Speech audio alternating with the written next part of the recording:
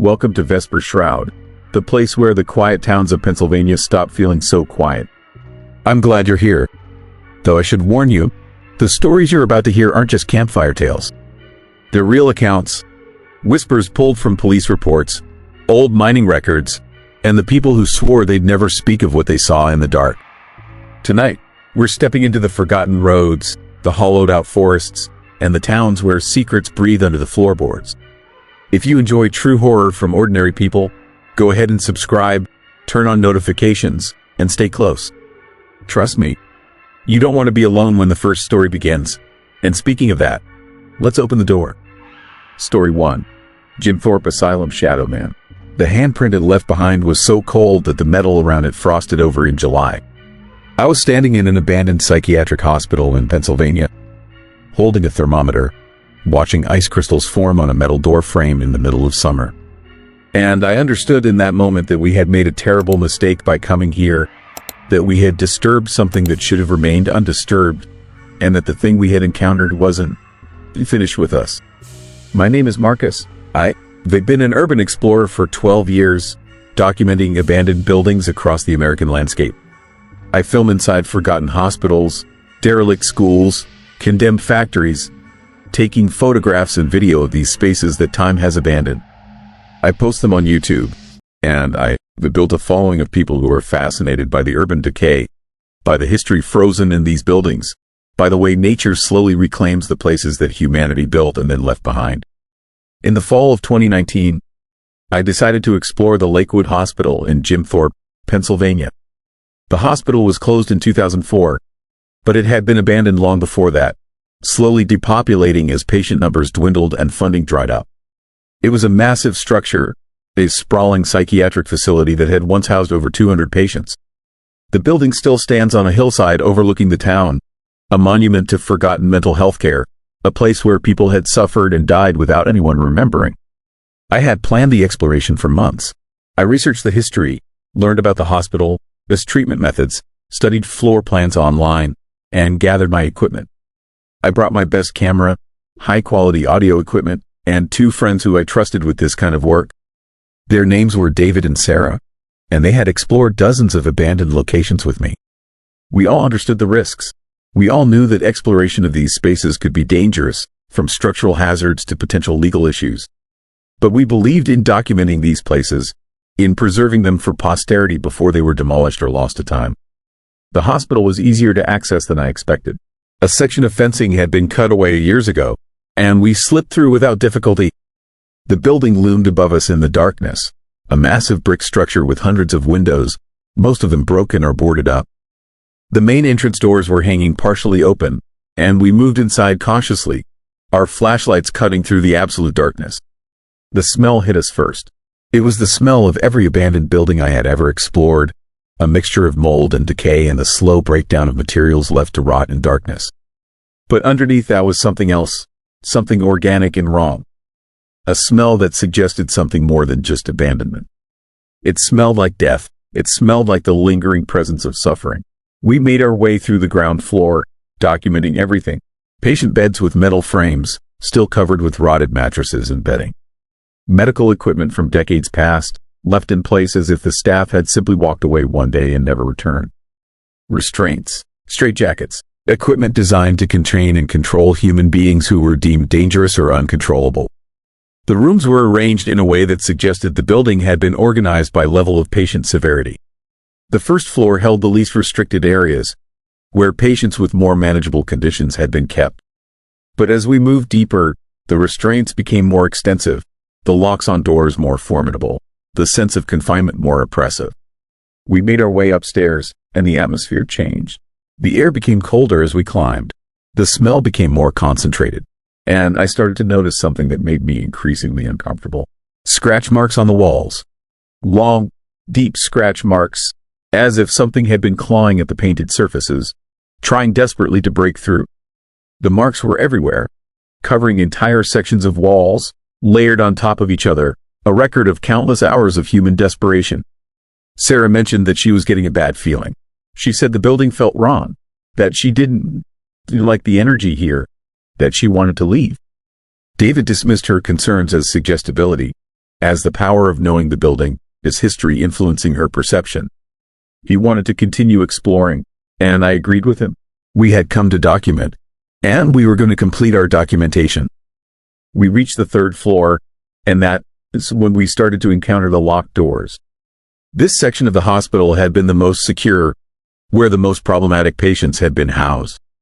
The doors were metal, reinforced, with heavy locks and multiple bolts. Most of them had been left locked, the keys lost to time. But a few had been forced open at some point, either by other explorers or by decay and rust. We documented the open rooms, filming the patient cells, photographing the evidence of what psychiatric care had looked like in the 20th century. And then David moved down the hallway, heading toward a section that was sealed off with a chain link fence. He wanted to see what was beyond it, wanted to know what had been significant enough to fence off separately from the rest of the ward. I followed him, and Sarah came along reluctantly. The fence had been cut, and we slipped through the opening.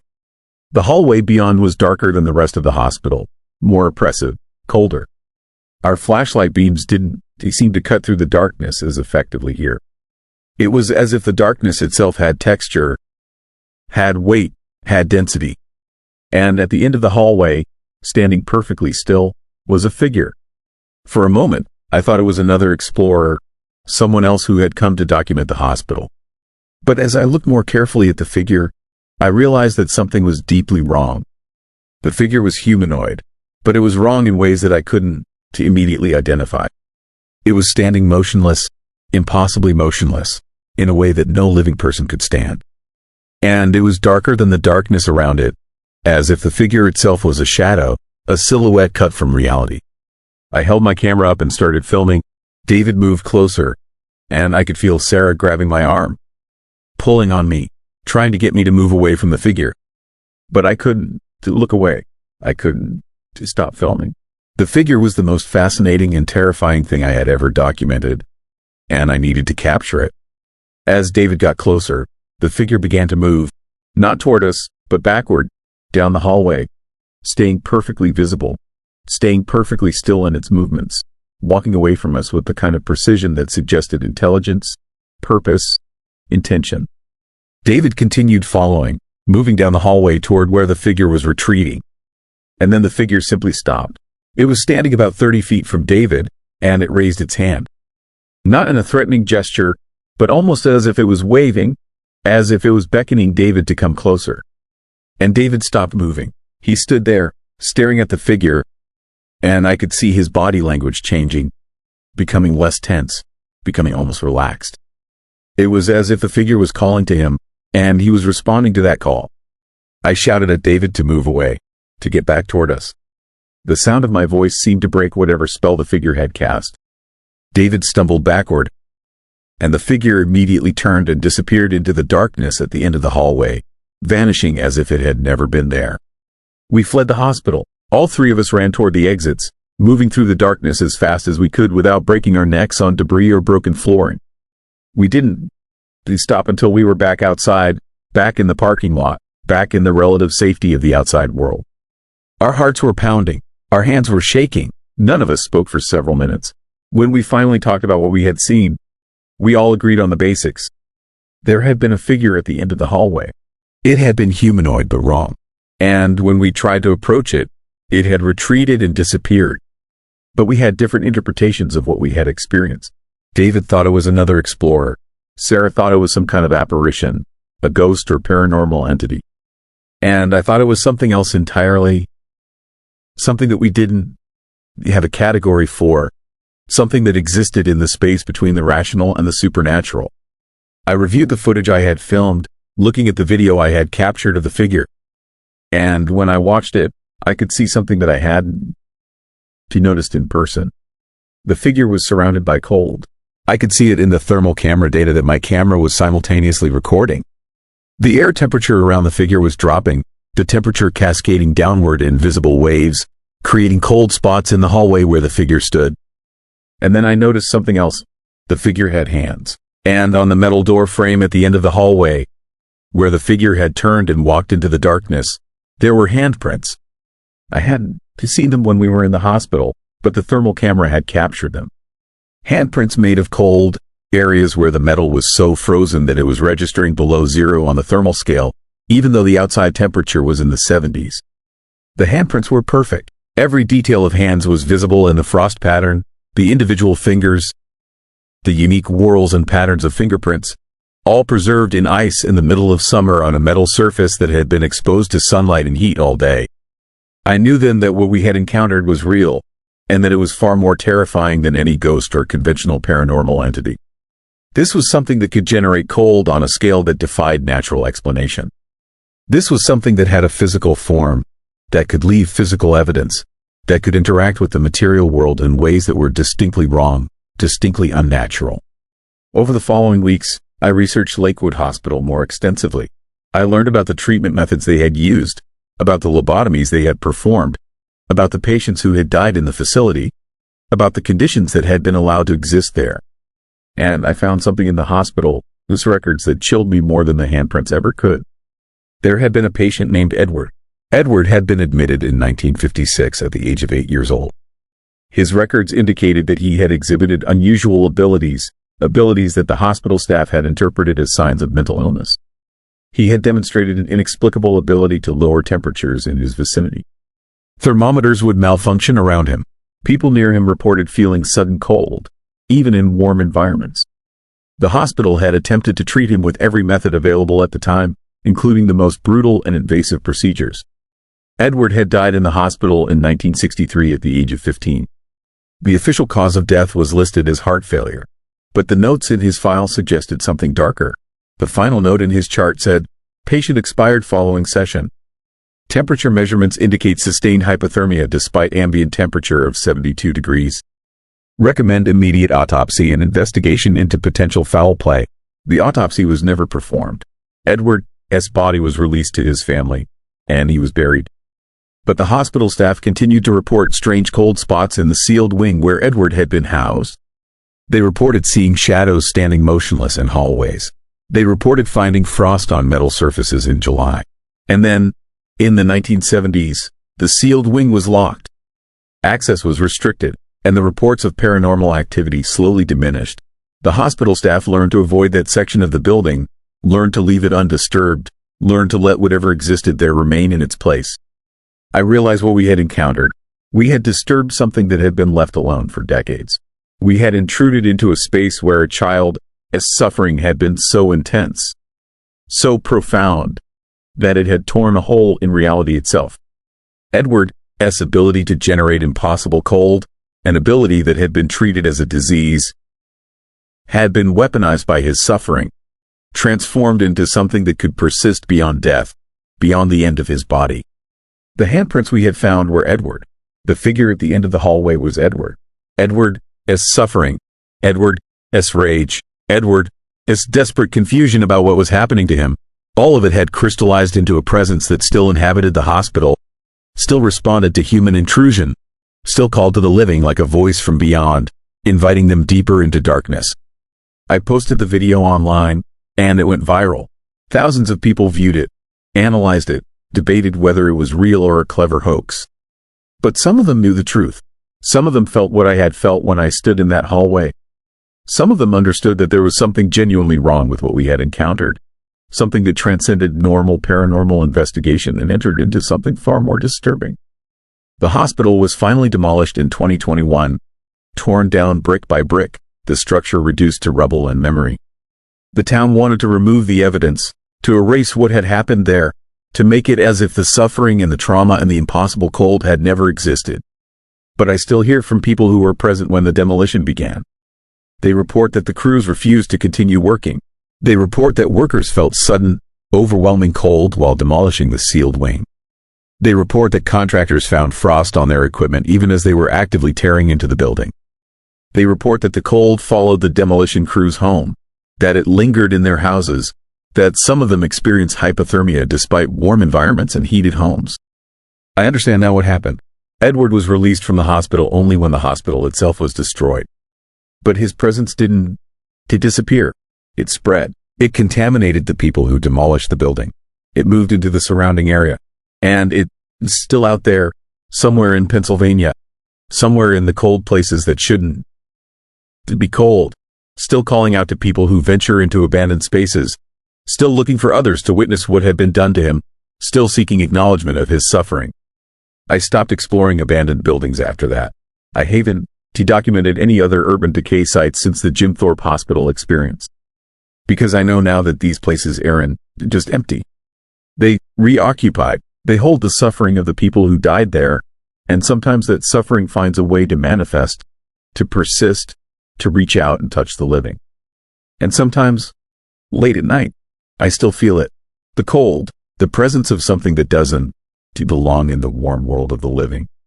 The echo of a child, its voice, calling from some place beyond death, asking why nobody helped him, asking if anyone remembers what happened in that hospital, asking if anyone cares that he suffered. The shadow man of Jim Thorpe Hospital is still out there. The cold handprints are still being found on metal surfaces. And the calling continues, patient and endless, waiting for the next person curious enough to answer, brave enough to approach, foolish enough to come close. That person might be you. Story 2.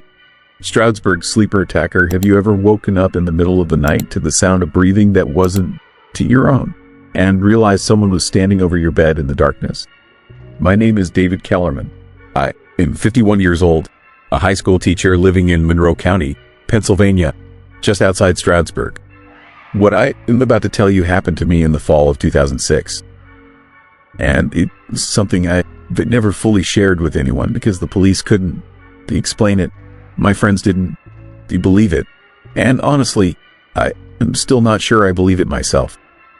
But it happened, and it's still happening to others, even now, 17 years later. It started on a Tuesday night in October. I'd gone to bed around 11, same as always. My house is a small ranch-style place on 3 acres of wooded property, the kind of quiet rural setting where you move to escape the noise and stress of city life.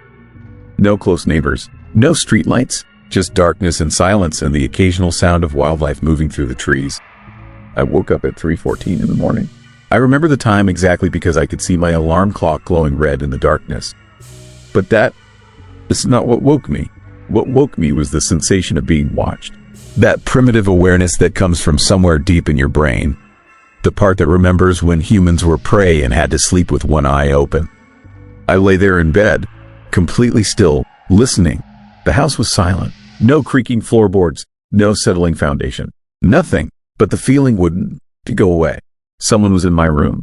I could sense their presence the way you sense a person standing behind you even when you can see them. Then I heard it, breathing, slow and steady, coming from the foot of my bed. Not loud, not threatening, just there, the sound of someone standing in my bedroom in the middle of the night, watching me sleep. Every muscle in my body locked up. My rational mind tried to find explanations. I was dreaming. I was hearing my own breathing. The sound was coming from outside. But I knew better. This was real. Someone had broken into my house and was standing in my bedroom, barely 6 feet away, breathing in the darkness. I should have moved, should have reached for my phone or the baseball bat I kept beside the bed. But fear paralyzed me completely. I couldn't even open my eyes, couldn't risk confirming what I already knew. So I lay there, pretending to sleep, listening to that steady breathing, waiting for something to happen. It lasted maybe 2 minutes, maybe 5. Time stopped meaning anything. Then the breathing stopped, just ceased, like someone had pressed a pause button. I waited, still frozen, straining to hear any sound. Footsteps, a door opening, anything that would tell me the intruder was leaving. Nothing. Complete silence. I finally worked up the courage to open my eyes and look toward the foot of the bed. The room was empty, or at least I couldn't see anyone in the darkness. I grabbed my phone, turned on the flashlight app, and swept it around the room. Nothing. No one. The bedroom door was still closed, exactly as I left it. I checked every room in the house. All the doors were locked. All the windows were secure. No signs of forced entry. No footprints. No disturbed items. Nothing to suggest anyone had been inside except my own testimony and the overwhelming certainty that someone had been standing over my bed, watching me, breathing.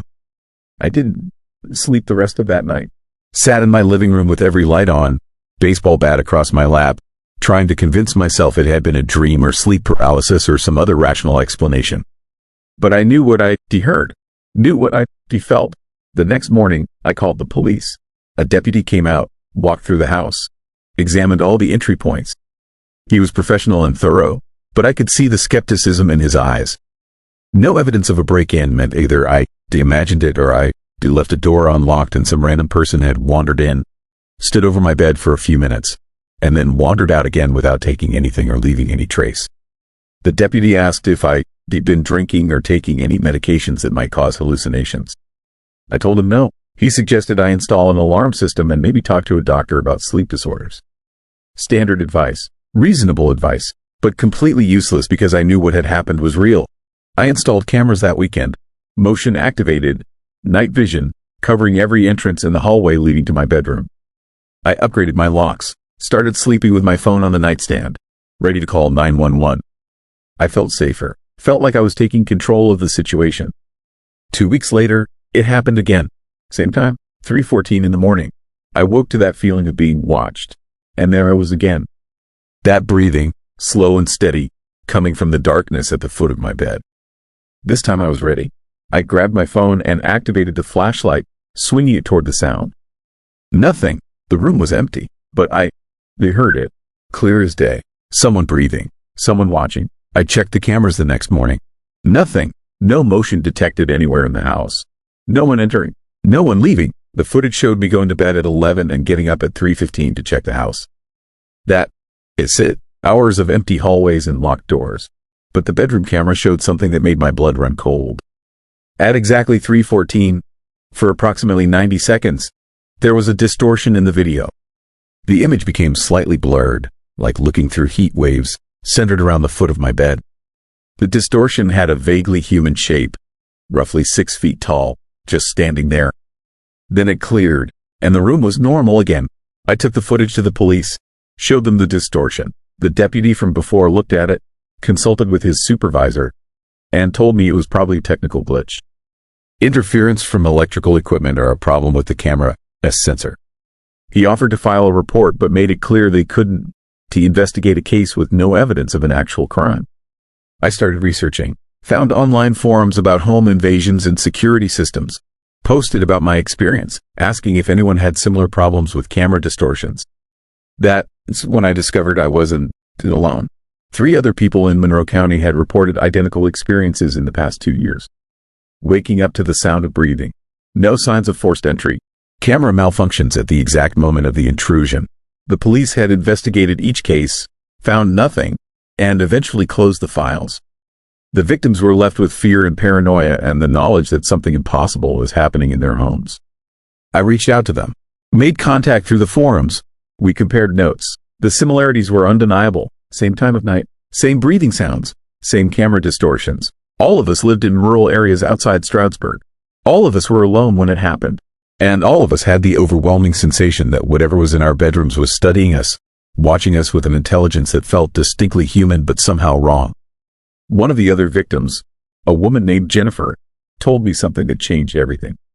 She set up a carbon monoxide detector in her bedroom after the first incident, thinking maybe gas poisoning was causing hallucinations.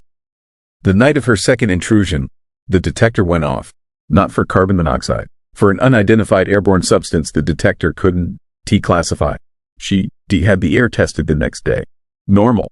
Nothing unusual. But during those 90 seconds when something was in her room, the air composition had changed. I installed similar detectors, added air quality monitors, invested in thermal cameras that could detect heat signatures. I was turning my house into a fortress of surveillance equipment, spending money I didn't have, becoming obsessed with proving that what I was experiencing was real. The third intrusion happened in November. Same time, same breathing, but this time, I was ready with every sensor and camera imaginable.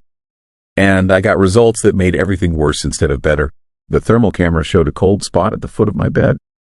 Not warm like a human body should be. Cold, significantly colder than the ambient room temperature. The shape was humanoid, but the temperature was wrong. Like something was absorbing heat instead of generating it. The air quality monitor spiked, registered a sudden increase in ozone and something else, some compound the device couldn't identify. The concentration lasted exactly as long as the breathing, then dissipated as if it had never been there. And the regular camera caught something new. In the distortion at the foot of my bed, barely visible in the blur, there were eyes. 2 points of light, too bright to be natural reflection, positioned at roughly head height. They didn't to move, didn't to blink, just stared directly at the camera, and by extension, directly at me lying in bed. I sent the footage to everyone I could think of. Police, FBI, local news stations, paranormal investigators. Most ignored me. A few responded with polite dismissals or suggestions that I seek psychological help. One FBI agent actually looked at the footage, called me back, and asked if I installed the equipment myself or if I had professional help. When I told him I'd done it myself, he suggested the anomalies were caused by user error and equipment malfunction. But a paranormal research group from Philadelphia took me seriously. They came out in December, set up their own equipment, and spent 3 nights monitoring my house. They recorded temperature fluctuations, air composition changes, camera distortions, everything I documented, they verified with their own instruments.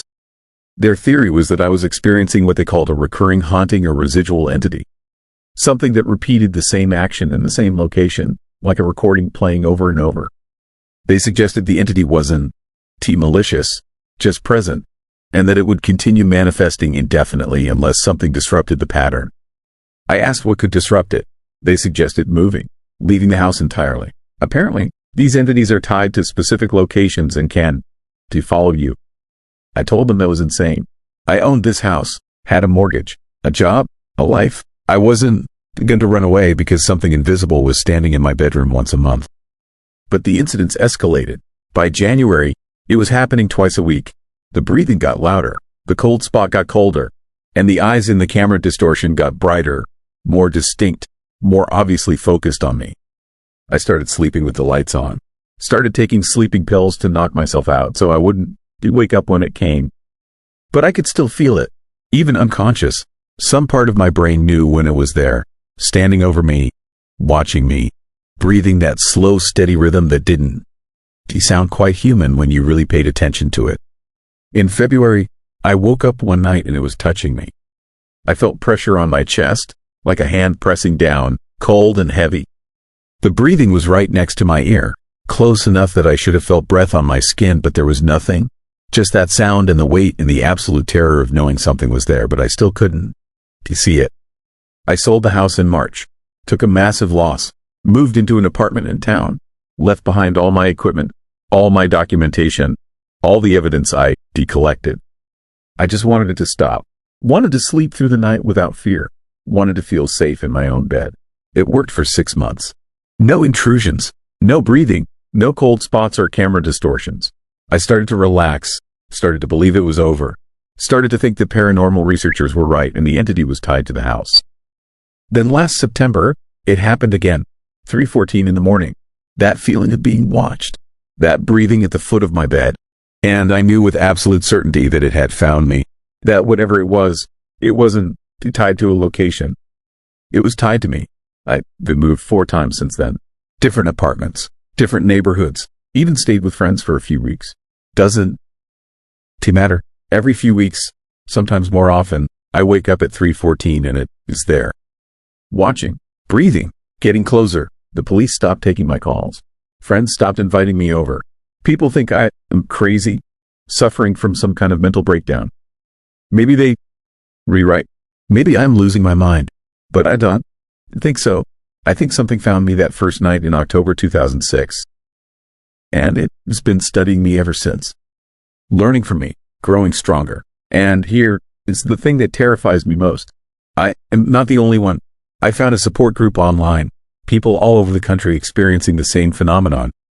Always starting in rural Pennsylvania, in towns around Stroudsburg and Venango County. Always beginning with that first night of breathing in the darkness. And always escalating, always getting worse, until the victim either moves away or learns to live with the nightly visitations. Some people report it eventually stops after years of encounters. They wake up one morning and the entity is gone, moved on to someone else. Others say it never stops, that they've been dealing with it for decades, and they just learn to accept that I'll never sleep peacefully again. I don't know which category I'll fall into. Don, do you know if this thing will eventually leave me alone or if I'm stuck with it for the rest of my life? All I know is that it is 3 in the morning right now as I record this.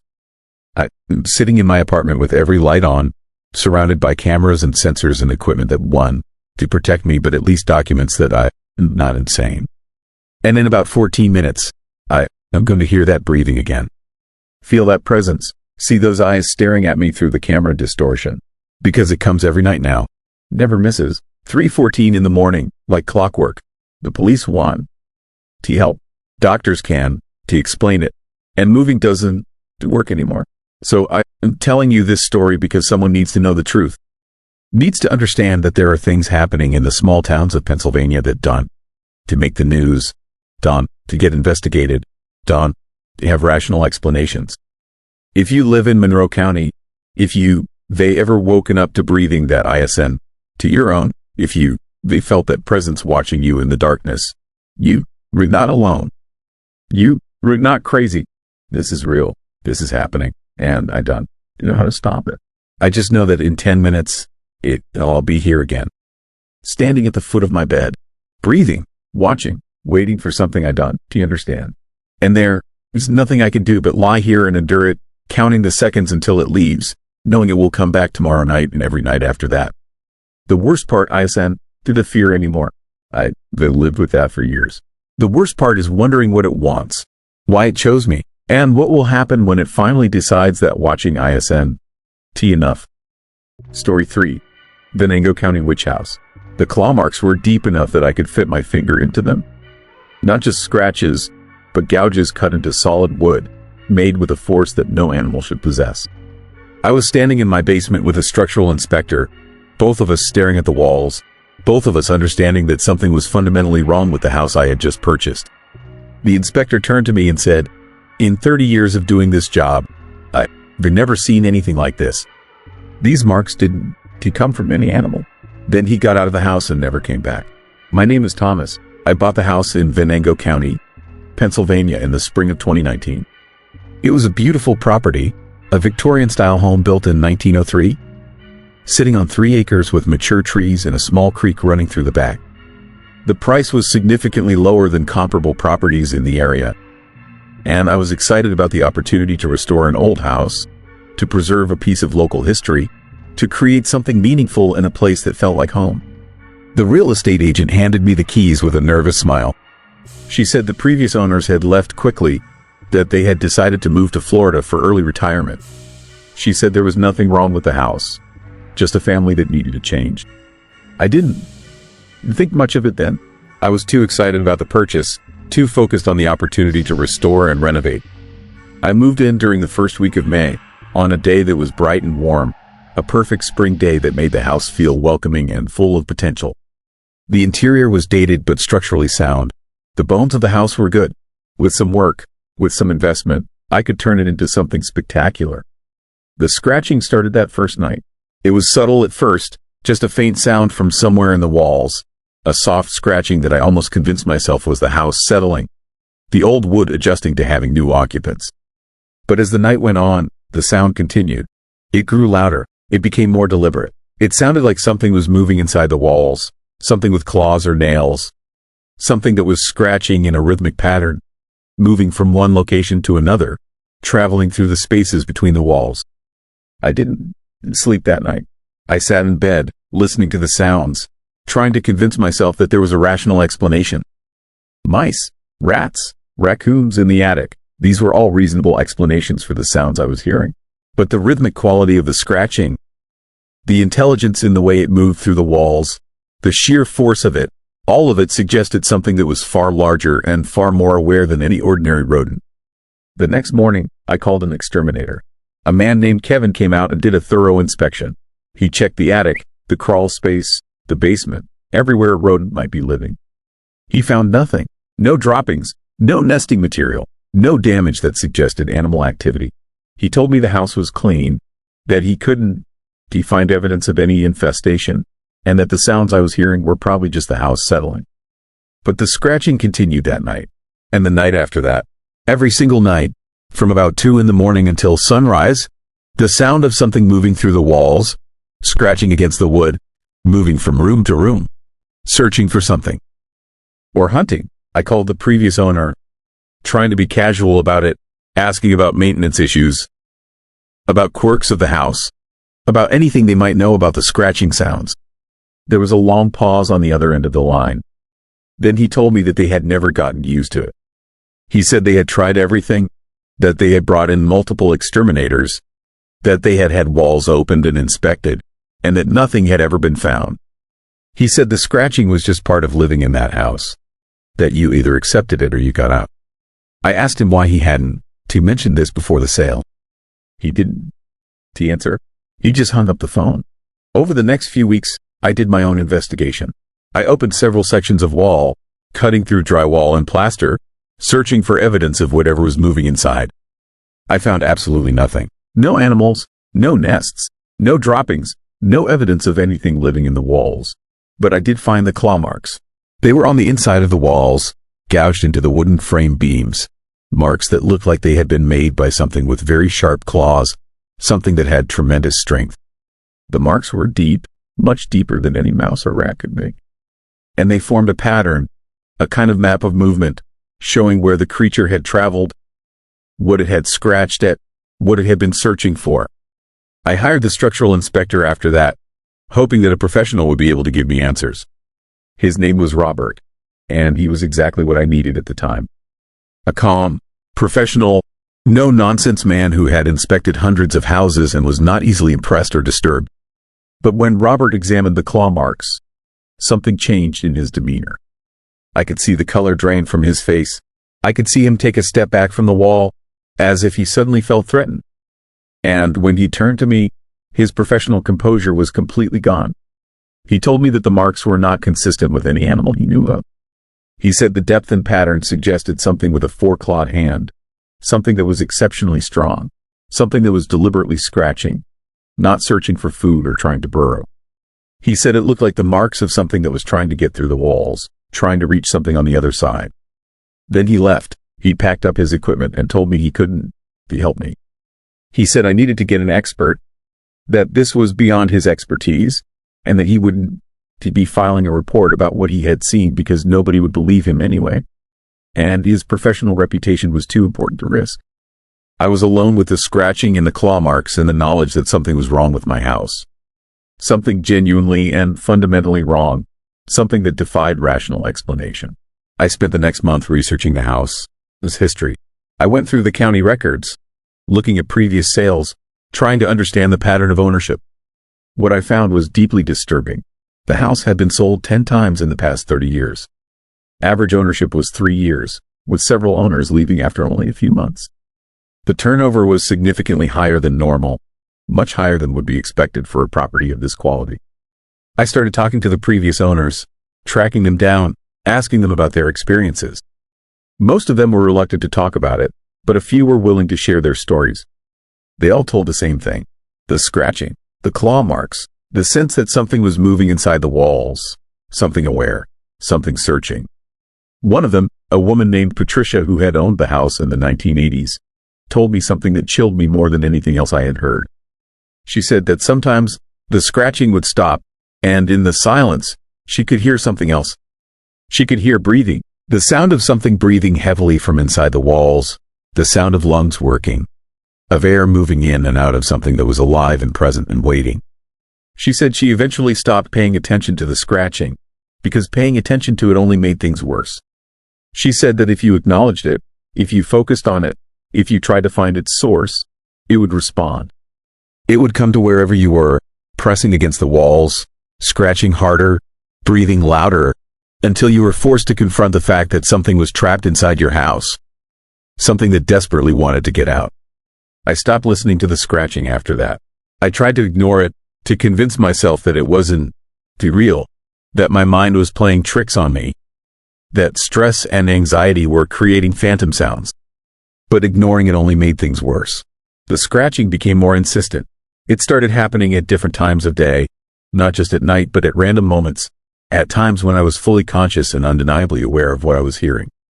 And one day, I realized that the scratching was following me. It started in one room, then moved to the room I was in. It would stop when I stayed still, then resume when I moved. It was like the thing inside the walls was tracking me, following my movements, staying close to me. I called the Venango County Sheriff, this office, desperate for help, desperate for someone in authority to take my situation seriously. A deputy came out and listened to me describe the scratching, the claw marks, the evidence. He took notes. He was professional, but I could see in his expression that he thought I was either exaggerating or experiencing psychological distress. But then he asked to see the claw marks. I took him to the basement, to the section of wall that I had opened, and I showed him the gouges in the wooden frame. And his expression changed. He stepped closer, examining the marks, running his fingers over them, and I could see him actually engaging with the reality of what he was looking at. He told me that he had worked for the county for 18 years, and that there had been complaints about that house before. Multiple complaints, actually. Complaints about scratching sounds, about strange noises, about things that didn't make sense. The sheriff's office had records of those complaints, had documented the reports, but nothing had ever come of them because there was no evidence of criminal activity or structural danger. But the claw marks changed things. He said he would report what he had seen, that he would file an official report with the county, that something needed to be done. 2 weeks later, I received a phone call from the county building inspector. He said he had been authorized to do a structural inspection of the property, specifically to investigate the unusual markings on the interior framework. He came out with a team, and they opened up multiple sections of wall, examining the marks in detail, taking photographs, making measurements, documenting everything. What they found was worse than I had expected. The claw marks were extensive, throughout the entire house, covering nearly every section of wooden framework they examined. And the marks told a story, a history. They showed a progression of activity over decades, showed where the thing inside the walls had scratched, showed how its behavior had changed over time, showed how it had become more desperate, more aggressive, more focused in its efforts to break through the walls. The inspector, a man named Richard, told me something that he said had to remain confidential. He said that in 1987, when the house had been previously inspected, the inspectors had found the same claw marks and had documented them. They had noted in their report that the marks were too deep to have been made by rodents, that they suggested something with significant size and strength, and that the pattern suggested intelligent, deliberate behavior. But their report had never been released to the new owners. It had been filed away, archived, forgotten, and every subsequent owner of the house had experienced the same phenomenon, had hired the same types of contractors and inspectors, and had received the same unofficial confirmation that something was deeply wrong. I understood then that I had inherited a problem that the entire county had decided to ignore. I was living with something that the authorities couldn't explain, couldn't help with, and didn't want to publicly acknowledge. Something that had been scratching inside the walls for decades, that had survived multiple owners, that had driven people out of their homes but had never actually breached the walls, never actually managed to escape. I made my decision to leave the house after that. I couldn't live with it anymore. The constant scratching, the knowledge of what was inside the walls, the understanding that whatever it was, it had been trapped there for a very long time and had no intention of allowing me to escape. But leaving wasn't simple. I tried to sell the house, but the real estate agent warned me that the previous history would make it impossible to find a buyer. I tried to rent it, but potential tenants would experience the scratching during their inspection and would refuse to sign a lease. I was stuck. I owned a house that I couldn't live in, couldn't sell, and couldn't rent out. So I left anyway. I found a small apartment and I stopped paying attention to the property. The house sat empty, occupied only by whatever lives inside the walls, continuing its endless scratching, continuing its hunt, continuing its existence in the space between the wooden frames and the plaster walls. But I made a mistake. I went back to the house one night, months after I had abandoned it. I wanted to see if anything had changed, if the thing inside had finally broken through, if the walls had finally surrendered to whatever was scratching against them from the inside. I stood in the basement, in the darkness, and I listened. And I heard it, the scratching. Still there, still active, still searching. But this time, there was something else. This time, there was a sound like wood splitting, like something breaking through, like a barrier giving way. I turned on my flashlight, and I saw it. A section of wall where the claw marks had accumulated over decades had finally fractured. The wood was splintered, the plaster was cracked, and there was a hole, a space, an opening where something could potentially fit through. But the hole was empty. Whatever had been scratching from the other side had stopped. It was silent. It was waiting. I ran. I left the house, and I haven't gone back since. But I still own it. The property is still in my name. And sometimes, late at night, I get a phone call from the house. Just silence on the other end, but I can hear the scratching in the background. Just for a moment, just enough to remind me that it is still there, still waiting, still trying to reach me. The Venango County witch house is still standing. The hole in the basement wall is still there, and whatever lives inside those walls is still scratching, still searching, still reaching out into the darkness, looking for a way to escape, looking for a way to reach the people who built the trap that holds it. And I know now that when someone finally buys that house, when someone finally moves in, when someone finally lives within those walls, the scratching will intensify. The thing inside will feel the presence of living flesh, of a living mind, and it will scratch harder than it ever has before. It will search more desperately. It will hunt with renewed purpose, because the thing in the walls doesn't want to escape the house. It wants to escape into something living. It wants to escape into you.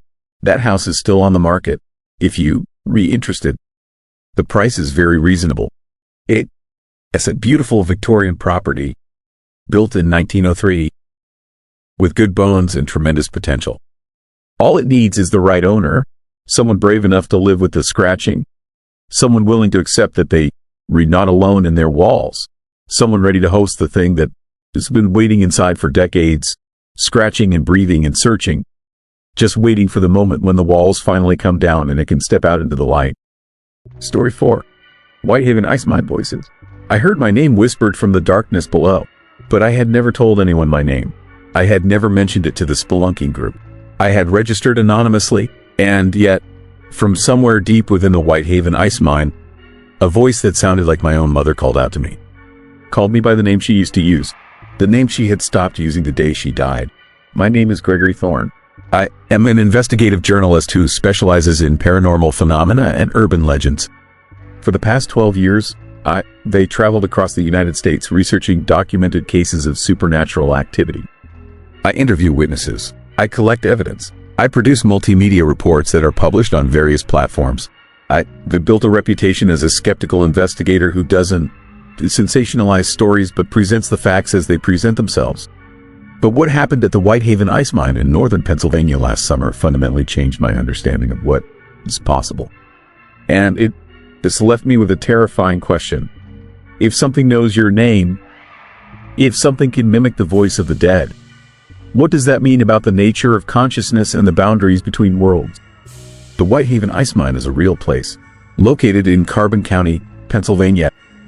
It is an abandoned anthracite mine that was operational from the 19-teens until the 1950s. Unlike conventional coal mines, this location had a unique characteristic. Year-round, the mine maintained temperatures cold enough to produce and store natural ice. The ice was harvested and sold for use in iceboxes and early refrigeration systems. It was a working mine and an ice production facility simultaneously. The mine closed decades ago, but it never fully sealed. Visitors have reported strange phenomena happening there for years. Voices echoing from the deeper chambers. Sounds that don't have obvious sources. And most disturbingly, reports of people hearing their names called from the darkness below. Multiple spelunking groups and paranormal investigators have visited the site. Most report unusual acoustic properties that might explain the voices. Some report experiences that cannot be explained by physics or geology alone. I decided to investigate the Whitehaven ice mine after reading accounts from a spelunking team that had explored the site in 2017. The team consisted of 4 experienced cave explorers. They had descended into the mine with proper equipment and safety protocols. What they reported was extraordinary. They claimed that as they descended deeper into the mine, they began hearing voices. Distinct voices. Voices that seemed to be coming from pockets of air within the stone itself. But the most disturbing claim came from the team, this report of hearing their names. Each team member reported hearing their name whispered by what sounded like a familiar voice. One explorer heard his name called by his deceased father. Another heard her name in the voice of her grandmother. The spelunking team, its official report, became famous in paranormal circles. Many people dismissed it as mass hysteria or acoustic illusions. But I was intrigued. I reached out to the team leader, a woman named Sandra Martinez, and requested an interview. Sandra was reluctant at first, but eventually agreed to talk with me. What she told me on record was carefully measured and scientific. She described acoustic phenomena. She discussed the way sound travels in caves. She explained the psychological suggestibility that can occur in unfamiliar and frightening environments. But then she said something off the record, something that she didn't want recorded. She said that what they had experienced in that mine wasn't explainable by conventional means. She said that the voices had known things, private things, personal things that no geological formation should have been able to know. She said that her grandmother's voice had called to her by a childhood nickname that only her grandmother had used. A name that Sandra had never told anyone. A name that had died with her grandmother. That was when I decided I had to visit the Whitehaven ice mine myself. I had to descend into that darkness and understand what was actually happening there. I organized a legitimate spelunking expedition through a guide service. I registered as a tourist. I did not reveal my true purpose. The ice mine entrance is located off a rural road near Whitehaven. The entrance is gated now, but visitors are allowed with proper registration and safety equipment. I showed up with a small group of tourists, all of us excited for the adventure. The guide was an older man named Rick who had been leading ice mine tours for 15 years. Rick explained the history as we geared up. He told us about the mine, its operational years. He explained the geological formations. He described the ice production process. He was professional and informative, but I could see something in his expression when we discussed descending into the deeper sections. A hesitation, a knowledge of something that he wasn't disclosing. We began our descent. The mine entrance opens to a passage that gradually slopes downward. The temperature drops as we go deeper. The air becomes colder. The walls around us are stone and ice, layered together in formations that are beautiful and unsettling. The deeper we go, the more the acoustic properties of the space become apparent. Sounds echo strangely. A footstep can travel 100 feet and return to you as something almost alien. We descended for about 30 minutes. The group stayed close together. The guide led us through passages that were clearly safe routes used regularly by tourists. Nothing unusual was happening. The mine was cold and beautiful and geologically interesting. I was beginning to wonder if the reports of voices were simply the result of acoustic properties and psychological suggestion. Then Rick stopped. He told us to be quiet, to listen. He said that sometimes, in certain sections of the mine, we could hear interesting sounds. Acoustic phenomena. He said it was scientifically fascinating. We stood in silence, the group of us, listening to the darkness around us. For about 30 seconds, there was nothing, just the sound of our breathing and the subtle drip of water.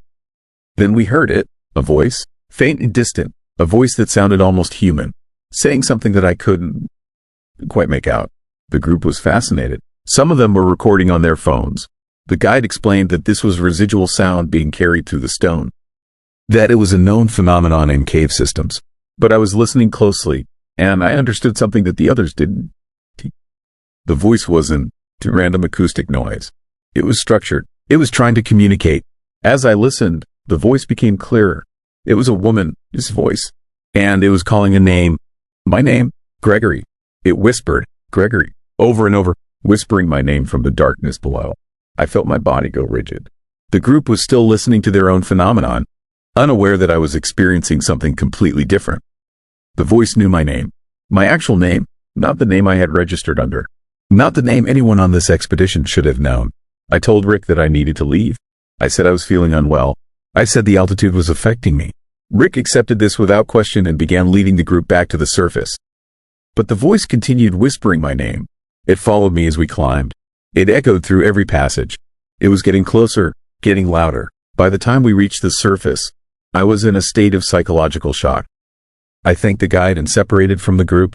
I drove away from the mine immediately. But the voice didn't stop. I could hear it in my car. I could hear it in my apartment that night. I could hear it whispering my name over and over. I contacted the spelunking team. I spoke directly with Sandra Martinez.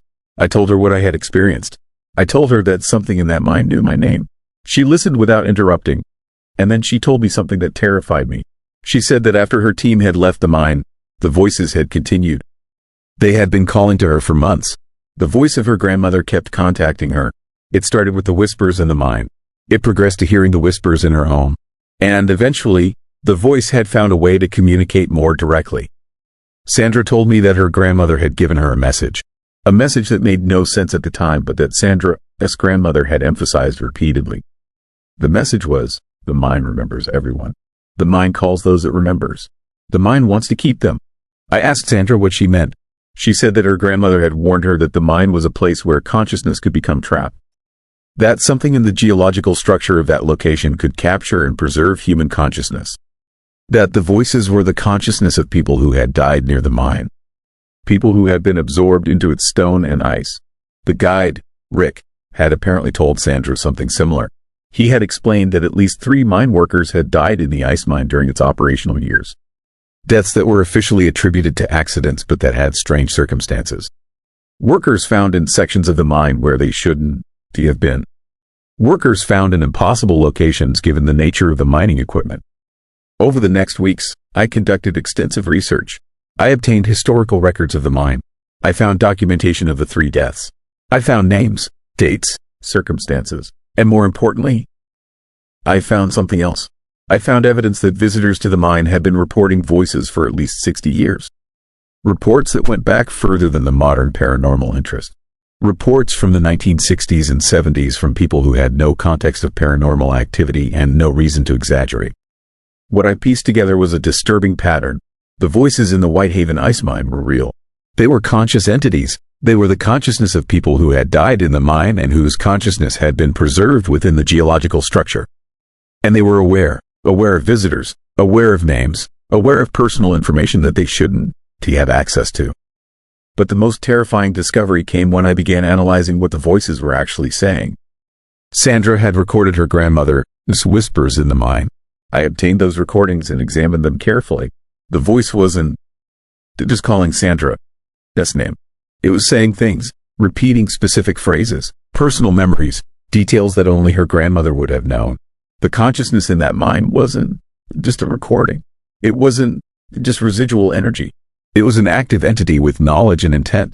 It was communicating specific information. And it was learning. Each visitor to the mine was giving the consciousness new information. New names. New personal details. The mine was becoming more intelligent with every visitor. I stopped investigating paranormal phenomena. I closed my research organization. I tried to move on with my life. But the voice continues. It whispers to me from water faucets. It calls to me from appliances. It speaks my name in languages I don't understand. And more disturbing than that, the voice has stopped being just my mother's voice. It has learned to speak in my voice now.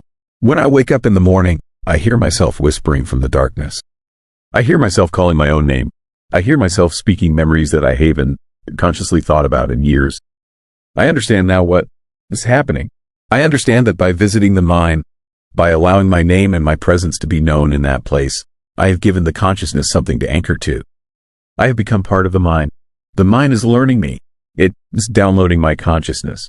It is preparing to preserve me in its stone when I eventually die. The question I am left with is whether this is actually happening, or whether I am experiencing a psychological breakdown brought on by suggestion and fear. But that distinction doesn't matter anymore. The result is the same either way. The consciousness of the Whitehaven ice mine is now part of my life. And I will spend the rest of my days knowing that something is waiting for me. Something that knows everything about me. Something that is patient and eternal and exists in the cold darkness below the earth. There are other mines like this in Pennsylvania. Other abandoned locations where people have died and where strange phenomena has been reported. The Whitehaven ice mine isn't unique. It's just the one I investigated. It's just the one that found me.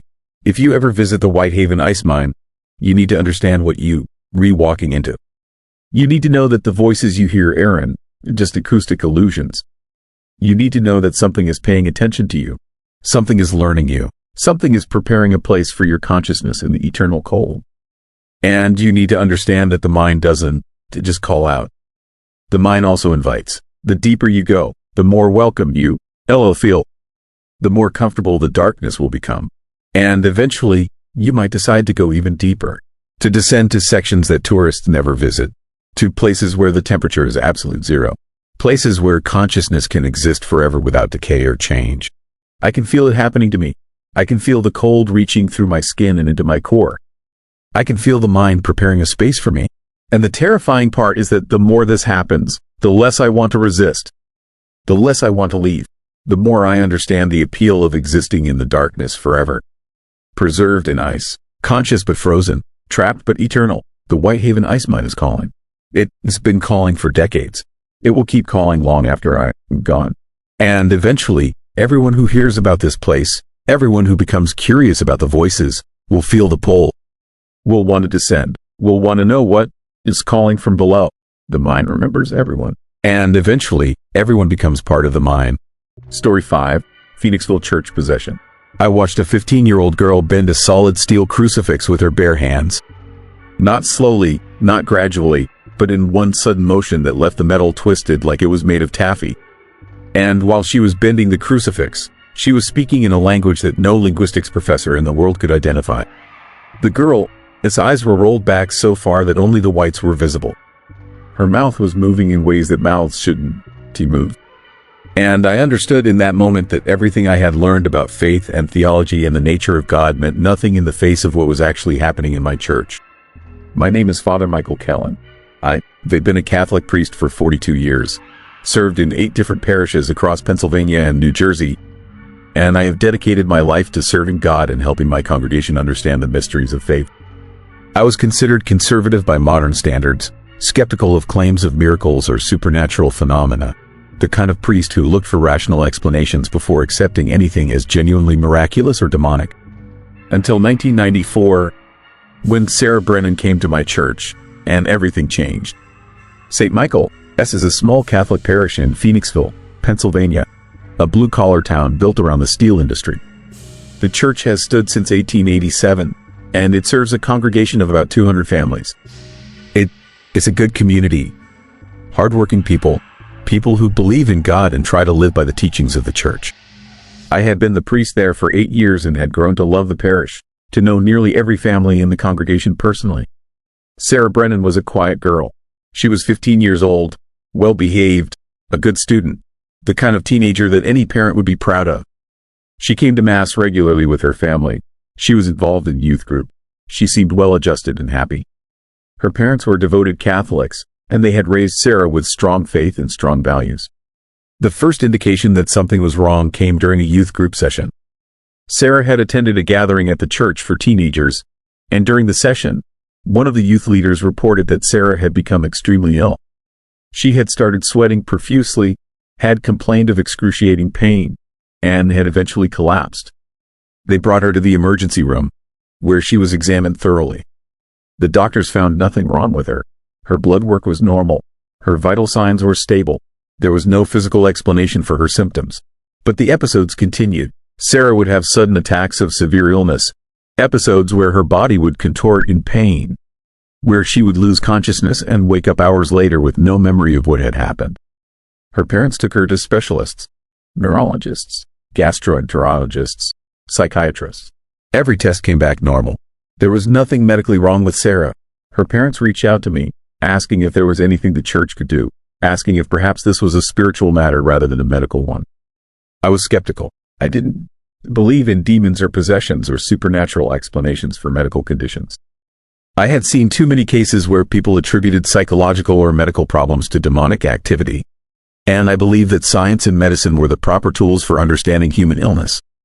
But I agreed to visit Sarah and her family, to offer spiritual comfort, to see if prayer and faith could help with whatever was troubling her. When I visited their home, Sarah seemed like a normal teenage girl. She was polite. She was articulate. She showed no signs of distress or unusual behavior. We talked about her faith, about her concerns, about her life.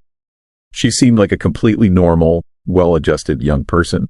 I felt confident that her episodes were psychological in nature, perhaps anxiety attacks or some form of stress-related condition, and that she needed medical help, not spiritual intervention. But then Sarah's mother asked if I would bless the house. She said they had been experiencing strange phenomena, things that they couldn't explain. Objects moving on their own, sounds in the walls, a pervasive sense of wrongness in certain rooms. I agreed to perform a blessing, thinking that the ritual would comfort them and that whatever was happening had rational explanations that would eventually be discovered. I was in Sarah's bedroom when it started. I was sprinkling holy water and saying the blessing when Sarah's eyes suddenly opened. But they weren't normal eyes anymore. The pupils had dilated to enormous sizes, and the whites of her eyes had taken on a yellowish tint. She was looking directly at me, and I felt something shift in the room. A pressure change, a spiritual wrongness that was so intense that it made my skin crawl. Sarah began to speak, but her voice wasn't to your voice.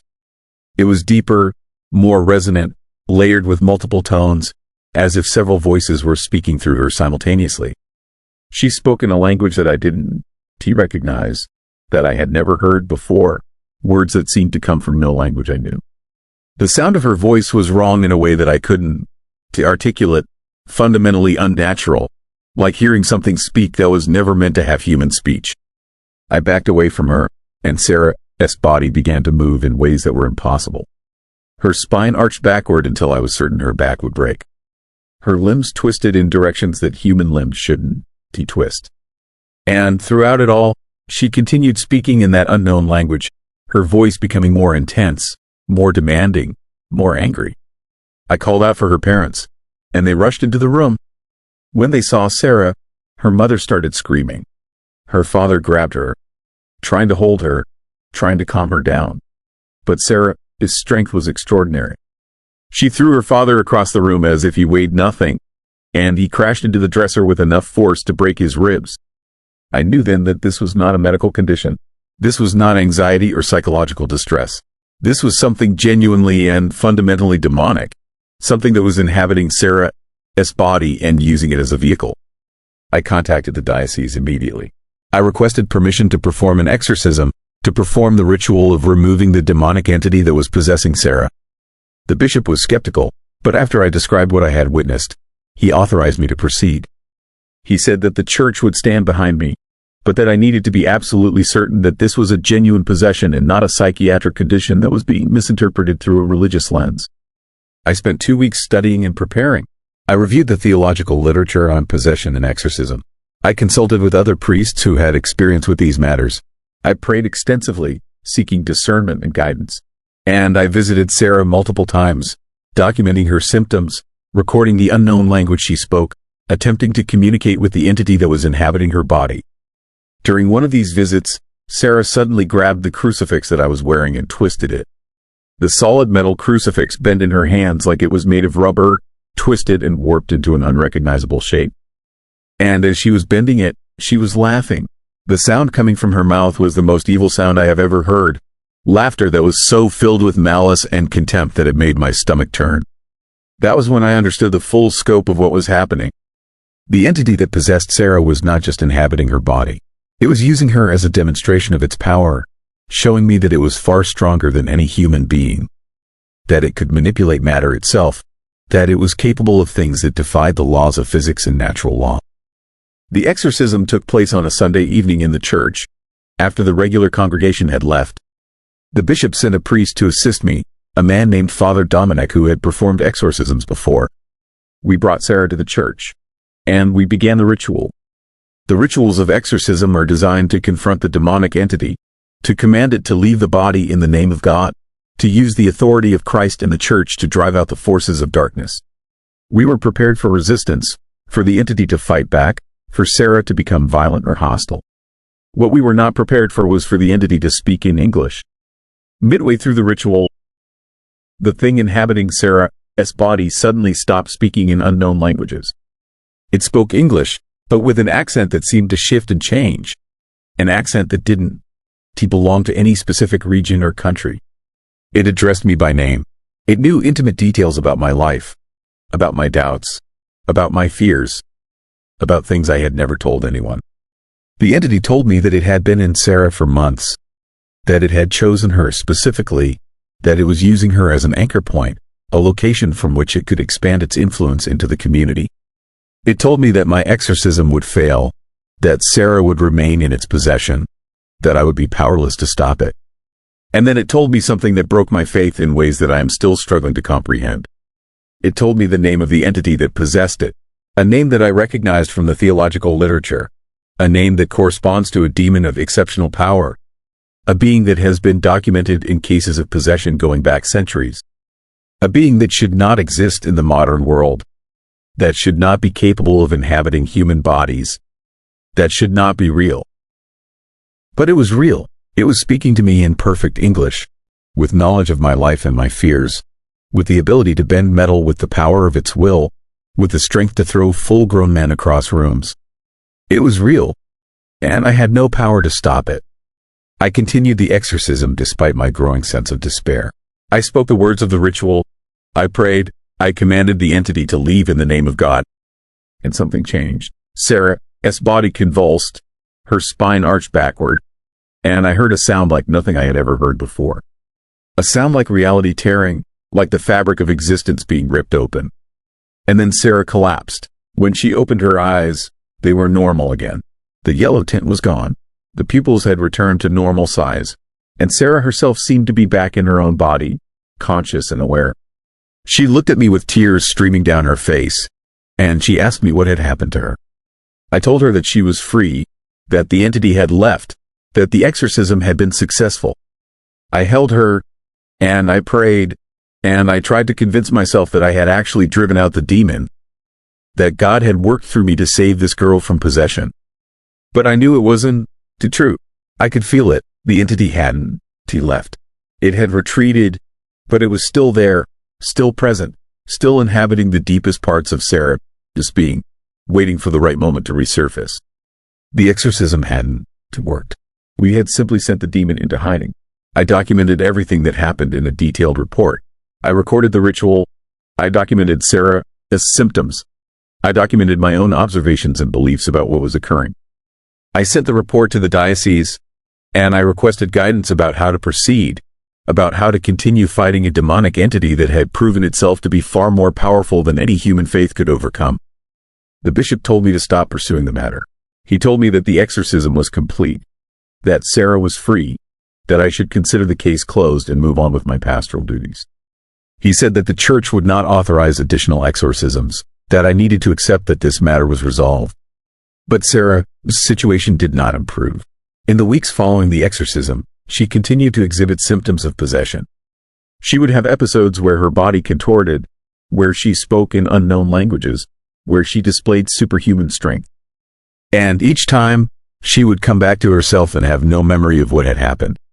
Her parents reached out to me repeatedly, begging for help, asking what could be done if the church would not perform another exorcism. I felt helpless. I had been trained to handle spiritual matters, to be the bridge between my congregation and God. But I had encountered something that was beyond my ability to help with. Then Sarah stopped coming to church. Her parents stopped attending Mass. And slowly, the matter faded from the community, this awareness. People stopped talking about it. The diocese never mentioned it again. It was as if the whole incident had been collectively forgotten, erased from the official memory of the parish, left as nothing more than a strange episode that nobody wanted to acknowledge. Except that I knew the truth. I had documented it. I had recorded it. I had experienced it firsthand. And I knew that the entity was still out there, still inhabiting Sarah's body, still biding its time, waiting for the moment when it could expand its influence. Years later, I learned that Sarah had married and moved away from Pennsylvania. She had 3 children. I hoped and prayed that the entity had released her, that it had found another host, that her family was safe. But I also knew that possessions of this nature dawn to simply end. The entity would remain, waiting, watching, using Sarah as a vehicle whenever it suited its purposes. I have spent decades trying to understand what happened in that church, trying to reconcile what I witnessed with my faith and my understanding of theology. And I have come to a terrible conclusion. The church is wrong about demons. They are not fallen angels or servants of Satan. They are something else entirely, something that exists outside our framework of understanding, something that has been here longer than humanity, something that is patient and intelligent and utterly indifferent to our concepts of good and evil. The exorcism that I performed in that church in Phoenixville did not drive out the demon. It only papered over the problem, created a temporary illusion of success that satisfied the church hierarchy and allowed them to avoid confronting the reality of what had occurred. Sarah Brennan is still alive, as far as I know. She has a family. She lives in a community somewhere, and she goes to church on Sundays, and nobody around her knows that she is hosting something, that there is a presence inside her that can bend metal with its will, that can speak in languages that shouldn't to exist, that can make her body do things that bodies shouldn't to be capable of doing. And I am left with the knowledge that I failed her. I failed as a priest. I failed as a representative of God. I failed as a human being. I was given an opportunity to help her, and I was not sufficient to the task. I was not strong enough, not faithful enough, not powerful enough to overcome what had taken hold of her. The church records confirm what happened. In the diocese archives, there is a file with my report, with documentation of the exorcism, with evidence of the extraordinary phenomena that occurred in St. Michael's Church in Phoenixville. But the file is sealed, marked as confidential, kept away from public scrutiny. Part of the church, this larger policy of concealing evidence of demonic activity and maintaining the official narrative that such things are not possible in the modern world. I am leaving the priesthood. I have decided to leave the church after 42 years of service, because I can no longer in good conscience represent an institution that is willing to deny the reality of what it encounters, that is willing to sacrifice people like Sarah Brennan in order to maintain institutional credibility and public image. And I am telling you this story because someone needs to know the truth. Someone needs to understand that the world is not as rational and ordered as we pretend it is, that there are forces at work that we don't understand and can control, that sometimes the things we witness defy explanation and challenge everything we believe about the nature of reality. If you have a teenager in your family who is exhibiting unusual symptoms, who is speaking in languages they shouldn't know, who is displaying strength beyond their capacity, who is having episodes where they lose time and have no memory of their actions, do not accept your church's assurances that the matter has been resolved. Do not trust the exorcism. The entity is still there.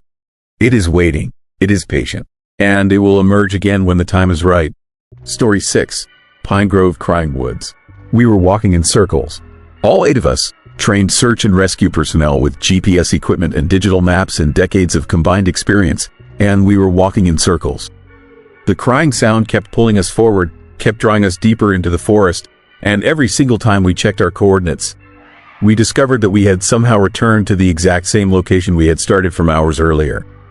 That was when I understood that we were being hunted, that something in those woods was deliberately using that crying sound as bait, and that we had fallen directly into a trap that had been set by something that understood human psychology and human desperation far better than we understood the forest. My name is Richard. I have been a search and rescue coordinator for the Pennsylvania State Police for 28 years.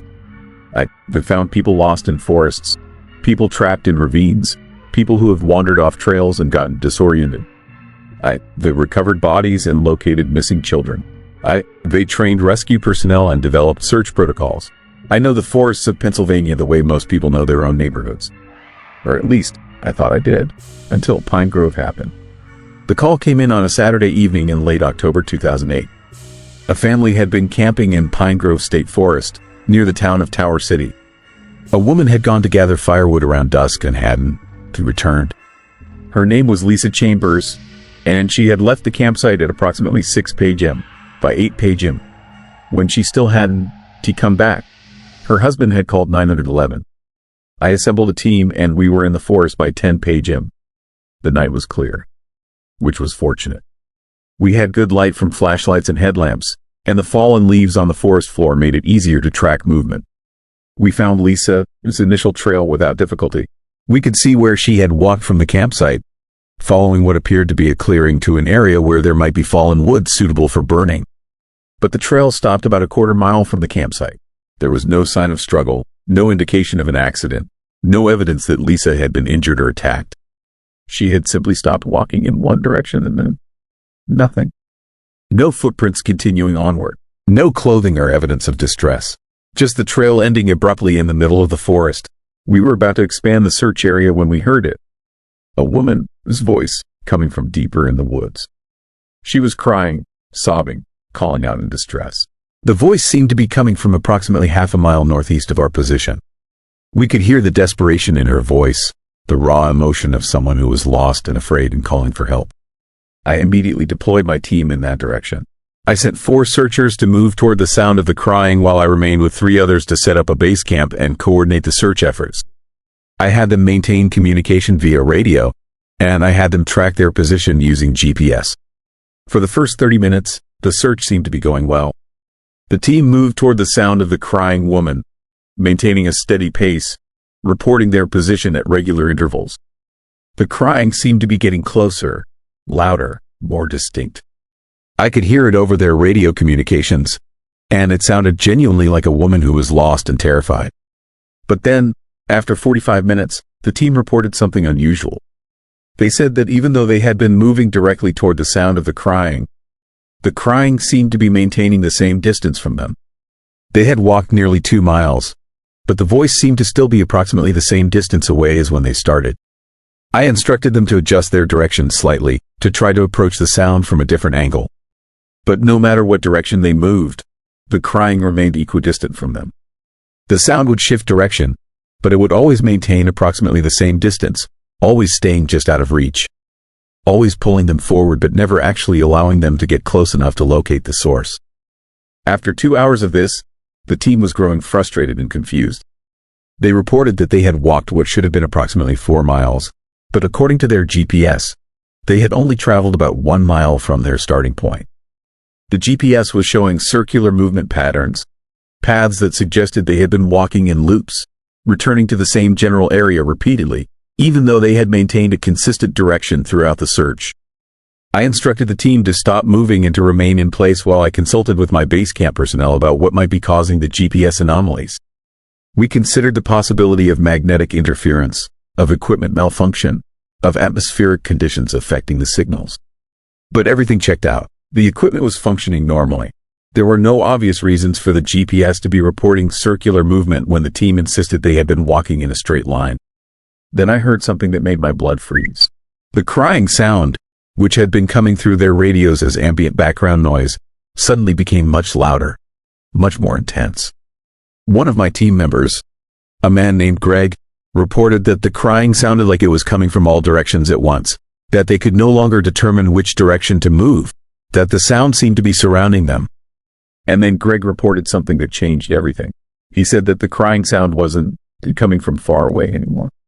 He said it sounded like it was right there with them, like there was a woman standing just outside the range of their flashlights, like she was close enough that they should be able to see her, but their lights kept missing her somehow. I ordered the team to converge on their current location, to stick together, to maintain radio contact. I told them I was bringing the rest of my personnel to their position immediately. I was starting to suspect that something unusual was happening, something that defied my experience and my understanding of how the forest worked. The team's final radio transmission came in at approximately 1 a.m. Greg reported that they could now see a figure moving through the trees. It was a woman, they said, moving between the pines, moving in a way that seemed almost fluid, almost inhuman. And she was still crying, sobbing loudly, her voice filled with anguish and despair. Greg reported that they were attempting to approach the figure, to try to make contact, to see if they could determine who she was and what was causing her distress. I told him to be careful, to maintain visual contact, to report any changes in the situation. And then the radio went silent. Not static or feedback, but complete silence. All 4 team members stopped transmitting. I tried to raise them repeatedly, tried to establish communication, but there was nothing. Complete radio silence. I gathered my remaining personnel and we moved toward their last reported position as quickly as we could safely move through the forest at night. But as we moved, I noticed something disturbing. We were starting to encounter the same phenomenon that the search team had reported. The crying sound was becoming directionally confusing. The forest seemed to be shifting around us, the trees seeming to rearrange themselves, the terrain becoming increasingly disorienting. And then we saw them. My team members were standing in a small clearing, approximately 2 miles from the campsite according to my estimate. But according to the GPS, we were less than a quarter mile from where we had started. The 4 searchers were standing motionless, facing away from us, their heads tilted as if they were listening to something. They were not responding to our calls. They were not acknowledging our presence. They were simply standing there, listening, as if they were in a trance. I approached Greg and placed my hand on his shoulder. His body was cold, far colder than the October night should have made him. When he turned to face me, I saw that his eyes were different. They seemed unfocused, distant, as if his consciousness was not entirely present in his body. He spoke, but his voice was wrong. It sounded like his voice, but it was layered with another sound underneath it. A sound like crying, like weeping, like a woman, his voice sobbing. And he said something that I have never been able to explain or understand. He said, "She wants us to stay. She has been so lonely. She has been calling for so long. She just wants us to stay with her in the trees. I pulled Greg back toward where I had come from, and my other team members rushed to help me. The 4 searchers offered no resistance, but they seemed unwilling, as if staying in that clearing was what they truly wanted, as if leaving was a terrible sacrifice that they were making against their will. We got them back to the campsite and established contact with emergency medical personnel. All 4 of the searchers were in a state of profound shock. They had been in the forest for approximately 5 hours, but they could not account for the time. They had fragmentary memories of walking, of following the sound of crying, of seeing a woman moving through the trees. But they had no clear recollection of what had happened, why they had been standing motionless in that clearing, or why I had to pull them away. The search for Lisa Chambers was called off the next morning. We expanded the search area, brought in additional personnel, conducted aerial searches, and organized ground teams to comb through every section of the forest. But we found no trace of Lisa. No clothing, no body, no sign of what had happened to her. What we did find was deeply disturbing. In the area of the clearing where I had found my 4 team members, we discovered something that defied explanation. The trees in that location bore marks, deep scratches and gouges, as if something had been clawing at the bark with tremendous force. And the pattern of the marks formed a rough circle around the clearing, as if something had been pacing, had been agitated, had been desperately trying to break out of the forest at that specific location. Over the following months, I became obsessed with understanding what had happened in Pine Grove. I researched the history of the forest, looking for any documented incidents that might shed light on the phenomena we had encountered. What I found was deeply troubling. Pine Grove State Forest has a long history of people going missing. Not a recent phenomenon, but going back decades, perhaps longer. The record showed missing persons cases dating back to the 1960s, all of them involving people who had been in the forest, all of them resulting in people either never being found or being found in states of profound confusion, unable to account for where they had been or what they had experienced. And there was a pattern in the disappearances. Many of them involved women. Many of them involved women who had been camping or hiking with groups, women who had wandered away from the main group or who had ventured out alone, women whose disappearances coincided with reports of mysterious crying sounds coming from the forest. I found one particularly disturbing case from 1987. A woman named Margaret Rose had gone missing from a camping site near the same location where Lisa Chambers disappeared. The search for Margaret had lasted for 3 weeks. They found no trace of her body, but they did find her clothing, neatly arranged in a circle on the forest floor, positioned in what seemed like a deliberate pattern. And in the center of that circle was a note, written in handwriting that was later determined to match Margaret's own handwriting. The note said, "I'm staying. She needs me." There was another case from 1995. A woman named Patricia Hayes had been reported missing after a hiking expedition in Pine Grove. 3 days later, she walked out of the forest on her own. She was alive but severely traumatized. She refused to discuss what had happened to her during the time she was missing. She would only say that she had gotten lost following a sound, that she had been in the forest for much longer than the 3 days that had actually elapsed, that she had lost awareness of time and reality while in the forest. Patricia Hayes moved away from Pennsylvania shortly after her rescue and never returned. I managed to locate her in Colorado, and I called her to ask about her experience. She was reluctant to talk, but eventually she told me what she remembered. She said that while she was in the forest, she had heard a woman crying. She said that the crying sounded like someone she knew, someone from her past, someone who meant something significant to her.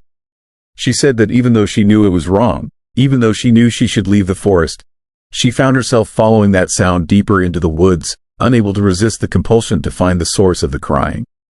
She said that eventually, she found herself in a clearing where she encountered a woman.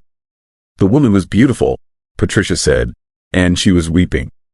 Patricia said that the woman reached out for her, that she seemed desperate for contact, for human companionship.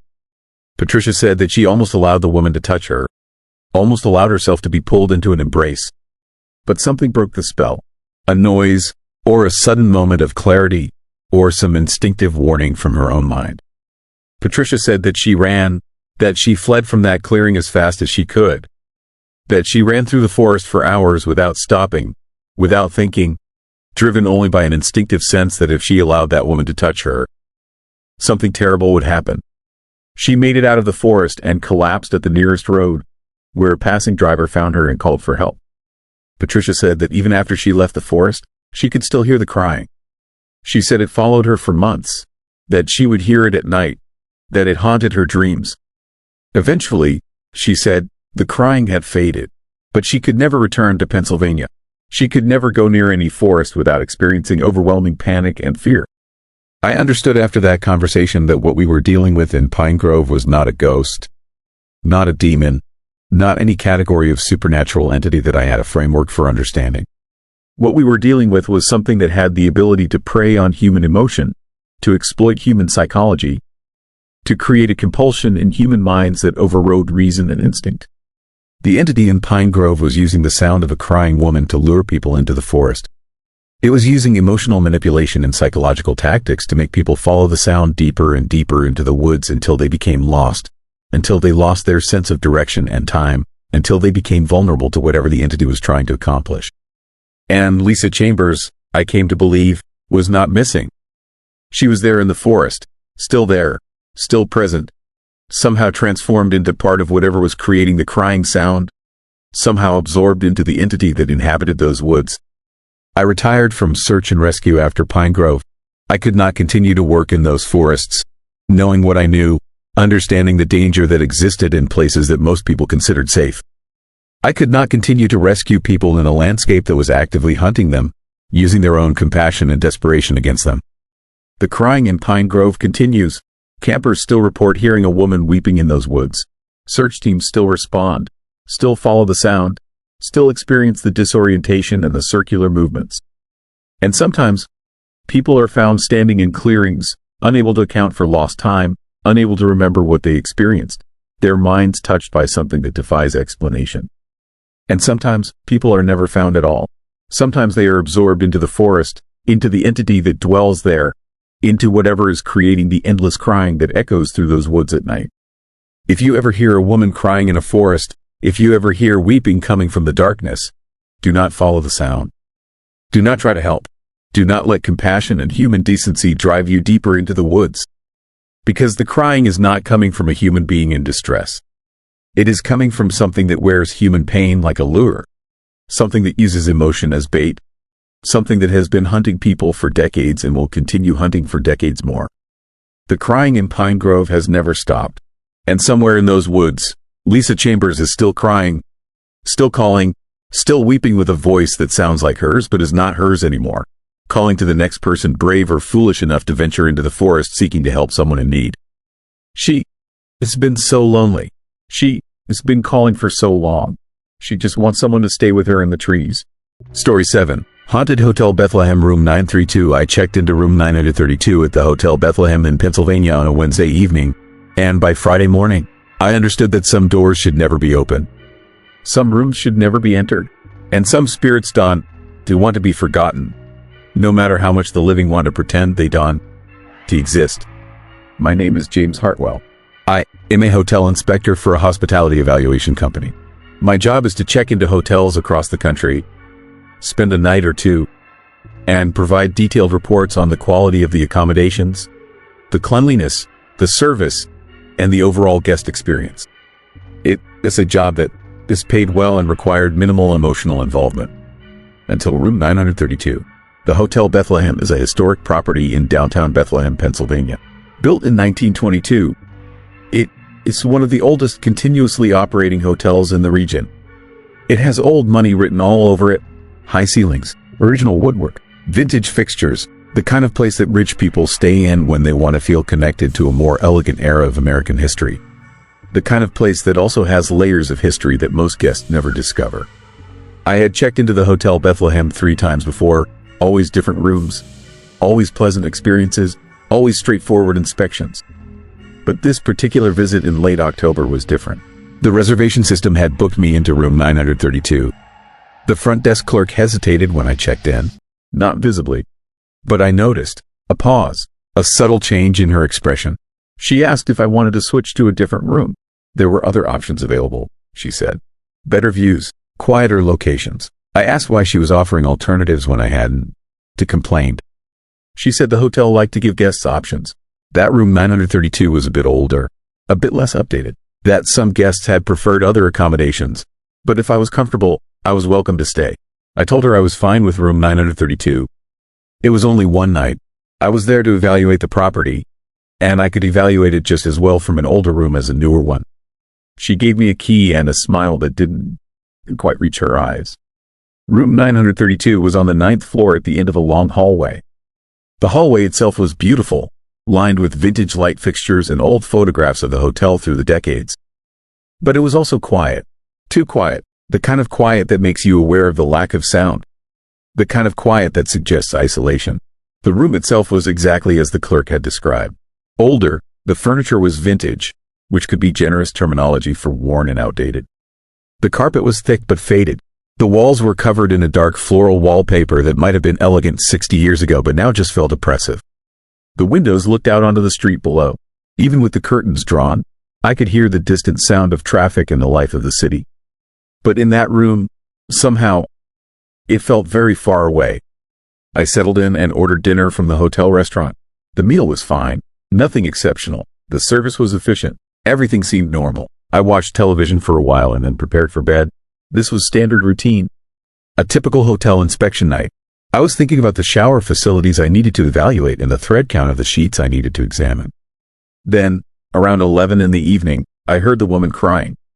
It was coming from the hallway outside my room. The sound of a woman weeping. Not loud, not hysterical, just steady, quiet sobbing. The kind of sound that suggests deep sadness, persistent grief. I got out of bed and looked through the peephole of my door, but the hallway was empty. I opened the door and stepped out. The hallway was completely vacant. The lights were on. The carpet was empty, but I could still hear the woman crying. The sound was coming from both directions simultaneously. From down the hall toward the elevator and also from the opposite direction toward the emergency stairs. I went back into my room and closed the door. I told myself that it was probably another guest, someone upset in an adjacent room. Sound travels strangely in old buildings. The architecture probably created acoustic anomalies that made it hard to locate the source of noise. I was a grown man, a professional. I wasn't going to let some ambient sadness affect my ability to do my job. I lay back in bed and tried to sleep. The crying continued for about 30 minutes and then stopped. Silence returned to the hallway. Silence returned to the hotel. I eventually fell asleep. The next morning, I mentioned the crying to the front desk clerk when I came downstairs for breakfast. I said I had heard a woman weeping in the hallway last night. I asked if there had been a guest relations issue, if someone needed assistance. The clerk looked uncomfortable. She said they hadn't received any complaints or calls for assistance. She suggested it might have been a television from another room, or perhaps someone on a different floor. But before she could finish, another staff member, an older man who had been standing nearby, asked if I had heard it during the night. When I said yes, he nodded slowly and walked away without saying anything else.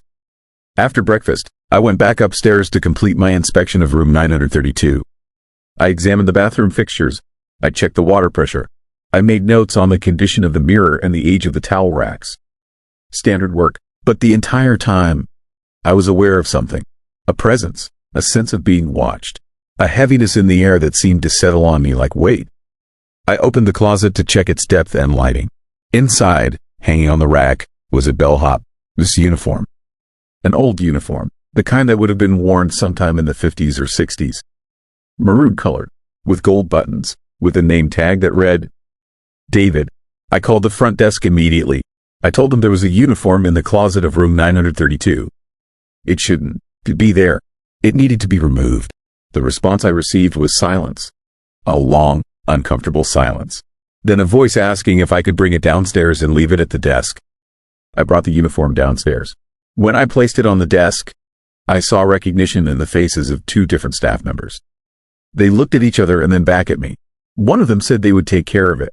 They said thank you, but there was a depth of emotion in those words that suggested something more than gratitude for returning a lost item. I decided to check out that morning instead of staying the planned second night. I told the manager that I had completed my inspection and had enough information for my report.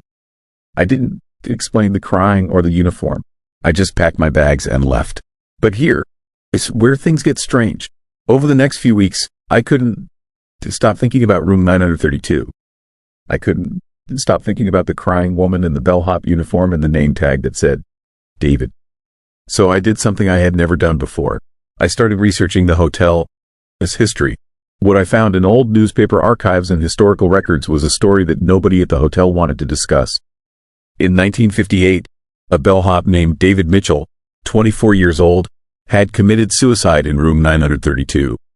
He had been working at the hotel for 2 years. He was well liked by the staff and the guests. But he had been dealing with what we would now call depression, though the terminology of the era was different. The newspaper article that covered the story was brief and vague, as they were in that era. It said that David had been found by housekeeping, that the death had been ruled a suicide, that he had left a note, which was not detailed in the public record. But in an old employee handbook that I found in a digitized archive, there was a mention of the incident. It stated that David Mitchell had been employed at the Hotel Bethlehem until his death in room 932. It noted that staff members had reported unusual phenomena in that room since then. Sounds, movements, a sense of sadness that guests often commented on. The handbook recommended that the room be used as a last resort for bookings. That was from 1975. The supernatural activity had been documented even then. I decided to go back. I know that sounds insane, but I needed to understand. I needed to know more. I booked room 932 again, specifically requesting it this time. The clerk who took my reservation asked if I was sure. She sounded genuinely concerned. I told her I was certain. When I checked in, the manager came to the desk personally. She was a woman in her 60s, and she looked at me with an expression of resignation. She asked why I wanted to stay in room 932. I told her I had heard some unusual things during my last visit and I was curious. She suggested that I might want to reconsider. When I declined, she said that the room came with a price. Not a monetary price, but a price nonetheless. That second night was different from the first. I wasn't alone in room 932. I could feel a presence from the moment I opened the door. Not threatening, just present, just there. I could feel it watching me. I could feel it studying me. And I understood, in a way that I still can, to fully explain, that it was curious about why I had come back. Around midnight, the woman started crying again, but this time, the sound wasn't in the hallway. It was coming from inside the room, from the bathroom. I could hear her weeping coming through the bathroom door. I stood outside the door for a long moment, listening to the sound of her grief. And then I opened the door. The bathroom was empty. The shower was empty. The closet was empty. But the sound of crying continued, and it seemed to be emanating from the walls themselves. From the pipes, from the infrastructure of the building, like the entire hotel was grieving. Then I heard a second sound, the sound of footsteps in the hallway outside my room. Heavy, deliberate footsteps, the footsteps of someone wearing leather shoes. The footsteps of someone in a bellhop uniform walking the halls at night. I went to the door and opened it. The hallway was empty, but I could see the floor of the hallway, and for just a moment, I saw the shadow of someone in a uniform pass by the light from the ceiling fixtures. A tall shadow, a young shadow, a shadow that shouldn't exist. I closed the door and sat on the bed. I was shaking. I understood now that what was happening in room 932 wasn't random. It wasn't just residual energy or acoustic anomalies. There was intent here. There was consciousness. There were at least two distinct entities, David and whoever the woman was, and they were performing a tragedy for guests who were willing to witness it. The crying continued for most of the night, sometimes in the bathroom, sometimes in the walls, sometimes in my own head. I couldn't sleep. I just sat on the bed and listened and tried to understand what I was experiencing. By the time dawn broke, the sounds had stopped, but something in the room had changed. The air felt different, lighter somehow, like something had been released, like something had been acknowledged. I went to the front desk when I checked out. I asked the manager directly about David Mitchell, about what had happened to him, about who the woman was who cried in the hotel. The manager hesitated for a long moment. Then she told me the full story. David Mitchell had been a good person. Troubled, but good. He had been in love with a woman named Eleanor, who worked in the hotel as a restaurant. Eleanor was beautiful and kind, and David had wanted to marry her.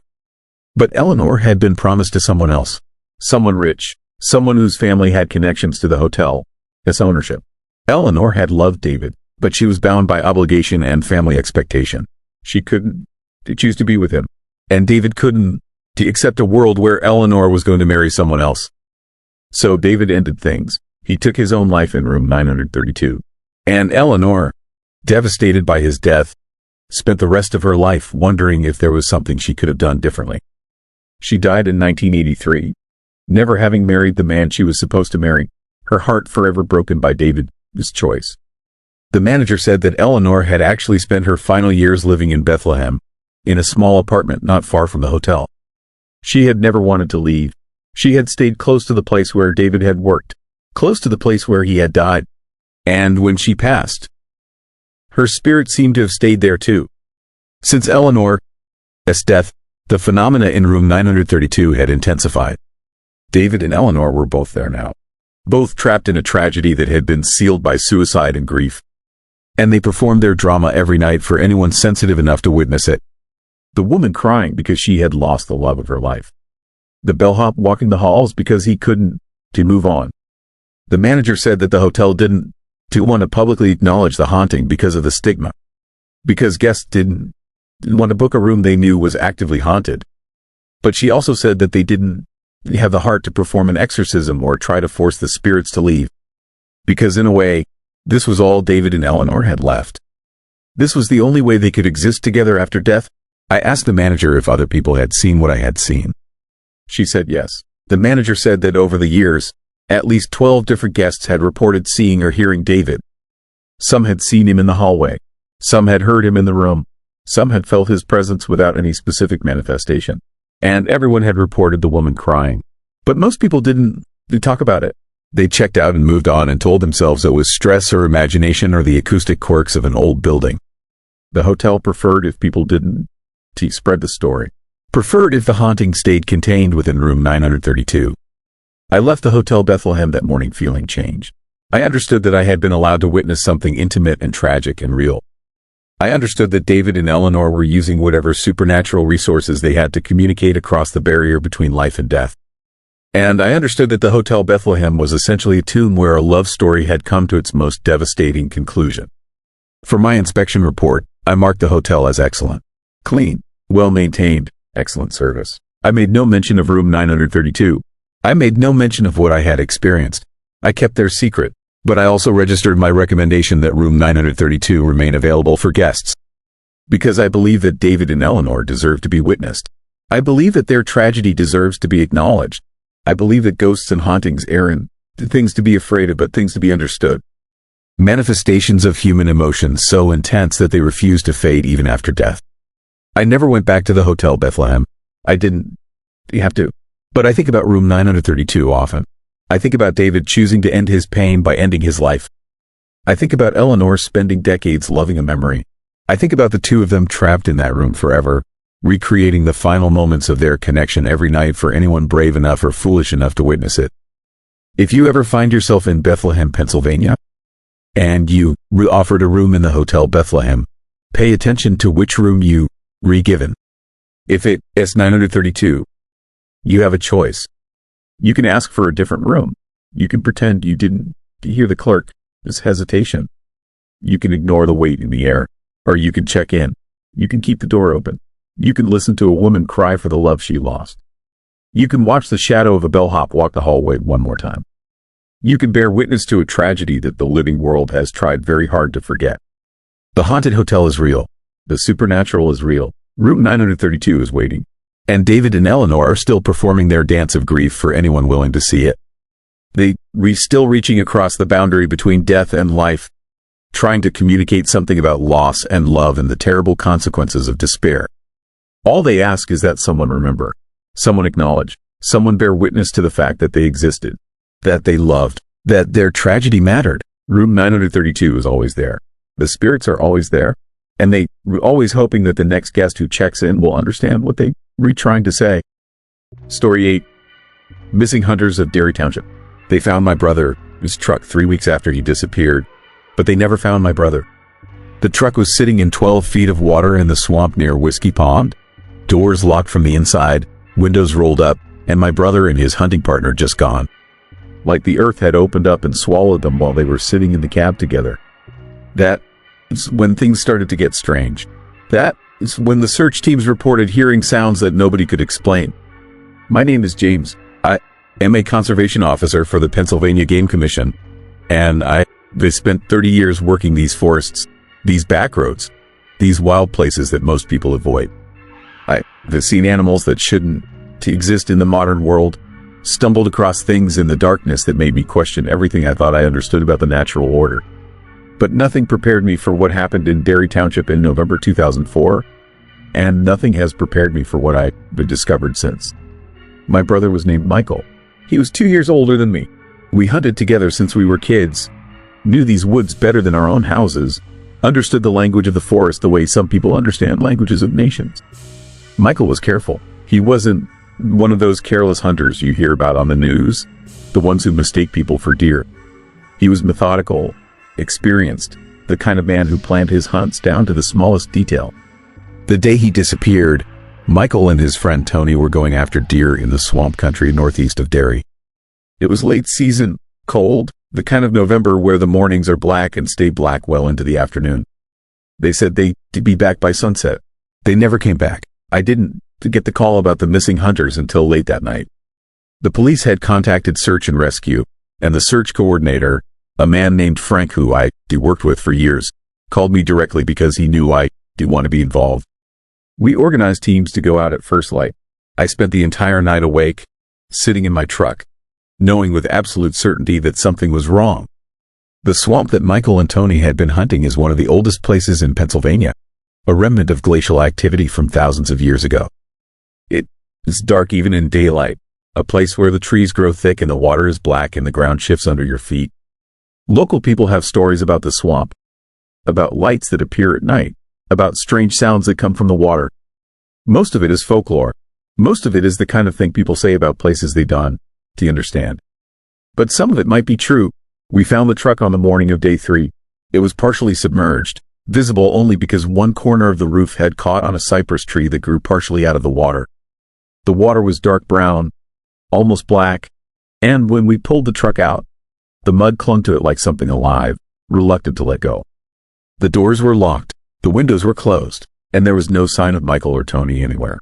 That was when Frank first mentioned the sounds.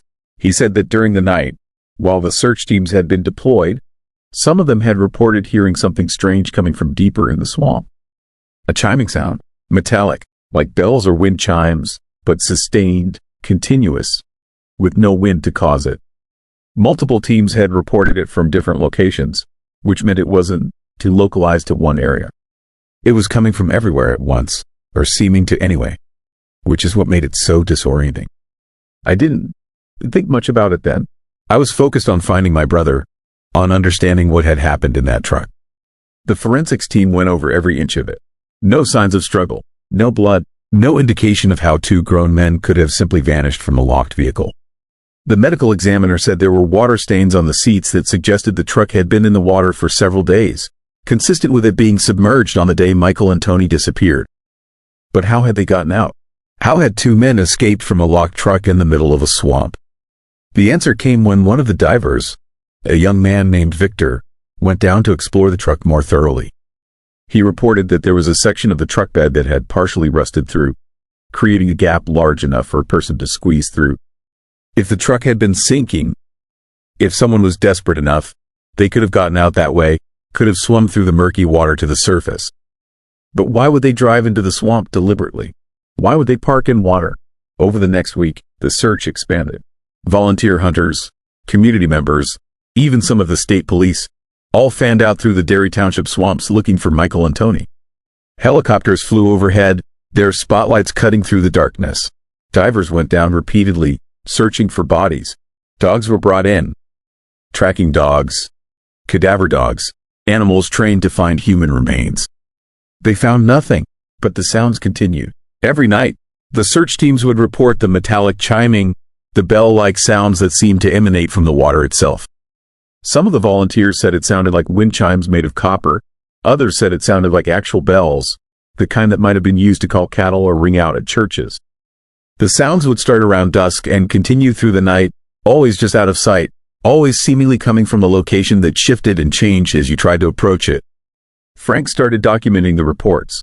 He collected statements from every search team member who had heard the sounds, looking for patterns, for consistency, for some explanation that made sense.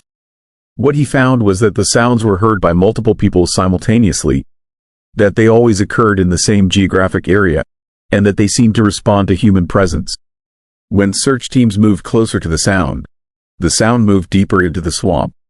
When teams stopped and held still, the sound would pause, then resume in a slightly different location. It was as if something was deliberately avoiding contact. I was brought into the investigation more formally at that point. Frank wanted my expertise, wanted someone who knew the swamp and knew the animals that lived there. He was starting to suspect that the sounds might be an animal, some kind of creature that we weren't familiar with, something rare or displaced from its normal habitat. He was grasping at rational explanations because the alternative was too disturbing to contemplate. I spent 5 nights in that swamp, equipped with audio recording equipment, trying to document the sounds and understand their source. On the first night, I heard nothing. I sat in the darkness, listening to the water, to the night birds, to the wind in the trees, and there was silence. Complete silence. The kind of silence that makes you understand how loud the normal world is, how much ambient sound we take for granted. On the second night, I heard it, the metallic chiming. It started around 9 o'clock in the evening, coming from somewhere northeast of my position. The sound was pure, clear, unmistakable. It wasn't mechanical. It wasn't the natural animal sound. It was something else entirely, something that suggested intention and creation, something that implied intelligence. I recorded it for hours. The sound would continue for minutes, then stop abruptly, then resume after several seconds of silence. The pattern seemed almost musical, as if whoever or whatever was making the sound was playing an instrument, composing something, trying to communicate. When I reviewed the recordings later, I noticed something that made my skin crawl. The sound was changing. It was subtly different each time the pattern repeated. The pitch was shifting. The rhythm was evolving, as if the thing making the sound was learning, adapting, maybe trying to mimic something it had heard. On the 4th night, I found something. I had moved closer to where the chiming was originating, following the sound through the swamp as it drifted deeper and deeper into the dark water. The ground beneath my feet became increasingly unstable, more water than earth, and I was wading waist deep when my hand touched something in the murk. Something smooth, something metallic. I pulled it up. It was a bell, an actual brass bell, the kind you might find in an antique shop or attached to a cow's neck. It was covered in a strange green patina, and when I lifted it, algae ran off it like blood. The clapper inside was made of something that looked like bone, or maybe it was just yellowish metal, discolored by time in the water. I was holding that bell, trying to process what I was seeing, when the chiming sounds abruptly stopped. The silence that followed was absolute and crushing, a kind of silence that felt like pressure, like the swamp was holding its breath. And then I heard something that made me drop the bell and stumble backward through the water. A voice, a human voice, my brother's voice, calling my name from deeper in the swamp. Calling out like he was lost, like he needed help, like he was drowning. James, my brother, his voice came through the darkness. James, help me, please. I moved toward the voice immediately, without thinking, driven by the instinct to save him. But as I got closer, something started to feel wrong. The voice wasn't quite right. The inflection was off, the timing between the words slightly irregular, as if someone was using a recording of my brother, or imitating his voice but not quite getting it exactly. I stopped. I stood in the waist-deep water and I stopped moving forward. The voice continued calling, but it changed. It started repeating my name over and over, faster and faster, the sound distorting as it sped up until it stopped sounding like my brother's voice at all. It sounded like wind. It sounded like machinery. It sounded like something that was learning to mimic human speech but was failing, losing the pattern, reverting back to something else. I backed away. I turned around in that swamp and I waded back toward solid ground as fast as I could move. Behind me, I could hear the sound changing, becoming something that wasn't the speech anymore but wasn't quite the chiming sound either. It was a noise that hurt to hear, that made my teeth ache, that seemed to resonate in my bones. When I got back to my base camp, I called Frank immediately. I told him what had happened, told him what I had heard, told him about the bell I had found. Frank was quiet for a long time. When he finally spoke, he told me something that changed everything. The volunteers had been searching the swamp all week. They had combed through nearly every accessible section, but there were parts of the swamp that were sealed off, parts that were considered too dangerous even for professional rescue workers. Deep sections where the water became so murky that divers couldn't see more than inches in front of their faces, where the ground gave way to sinkholes that could trap a person forever. The chiming sounds were always coming from those sealed sections. The sounds were always just beyond the line where the search teams could safely go. Frank told me something else. When they had gone through the personal effects in Michael's truck, they had found something odd. In the glove compartment, there was a journal. My brother kept detailed hunting logs, and the final entry was dated the morning of the day he disappeared. But the final page of the journal was filled with the same phrase, written hundreds of times in Michael's handwriting. The phrase was simple. It said, "I can hear the bells. I can hear the bells. I can hear the bells." It filled the entire last page. It covered every inch of blank space. And it was written with increasing pressure, the pen digging deeper into the paper as if Michael was pressing harder and harder as he wrote, until the final line had torn through the paper. The search was officially called off 2 weeks after Michael disappeared. There was no evidence, no bodies, no explanation. The case was classified as suspicious disappearance, but without evidence of foul play, there was nothing to investigate.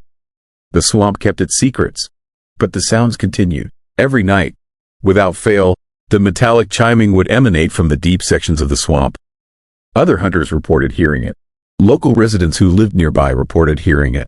And slowly, people stopped going near Derry Township. They avoided the swamp. They took longer routes home rather than drive past it at night.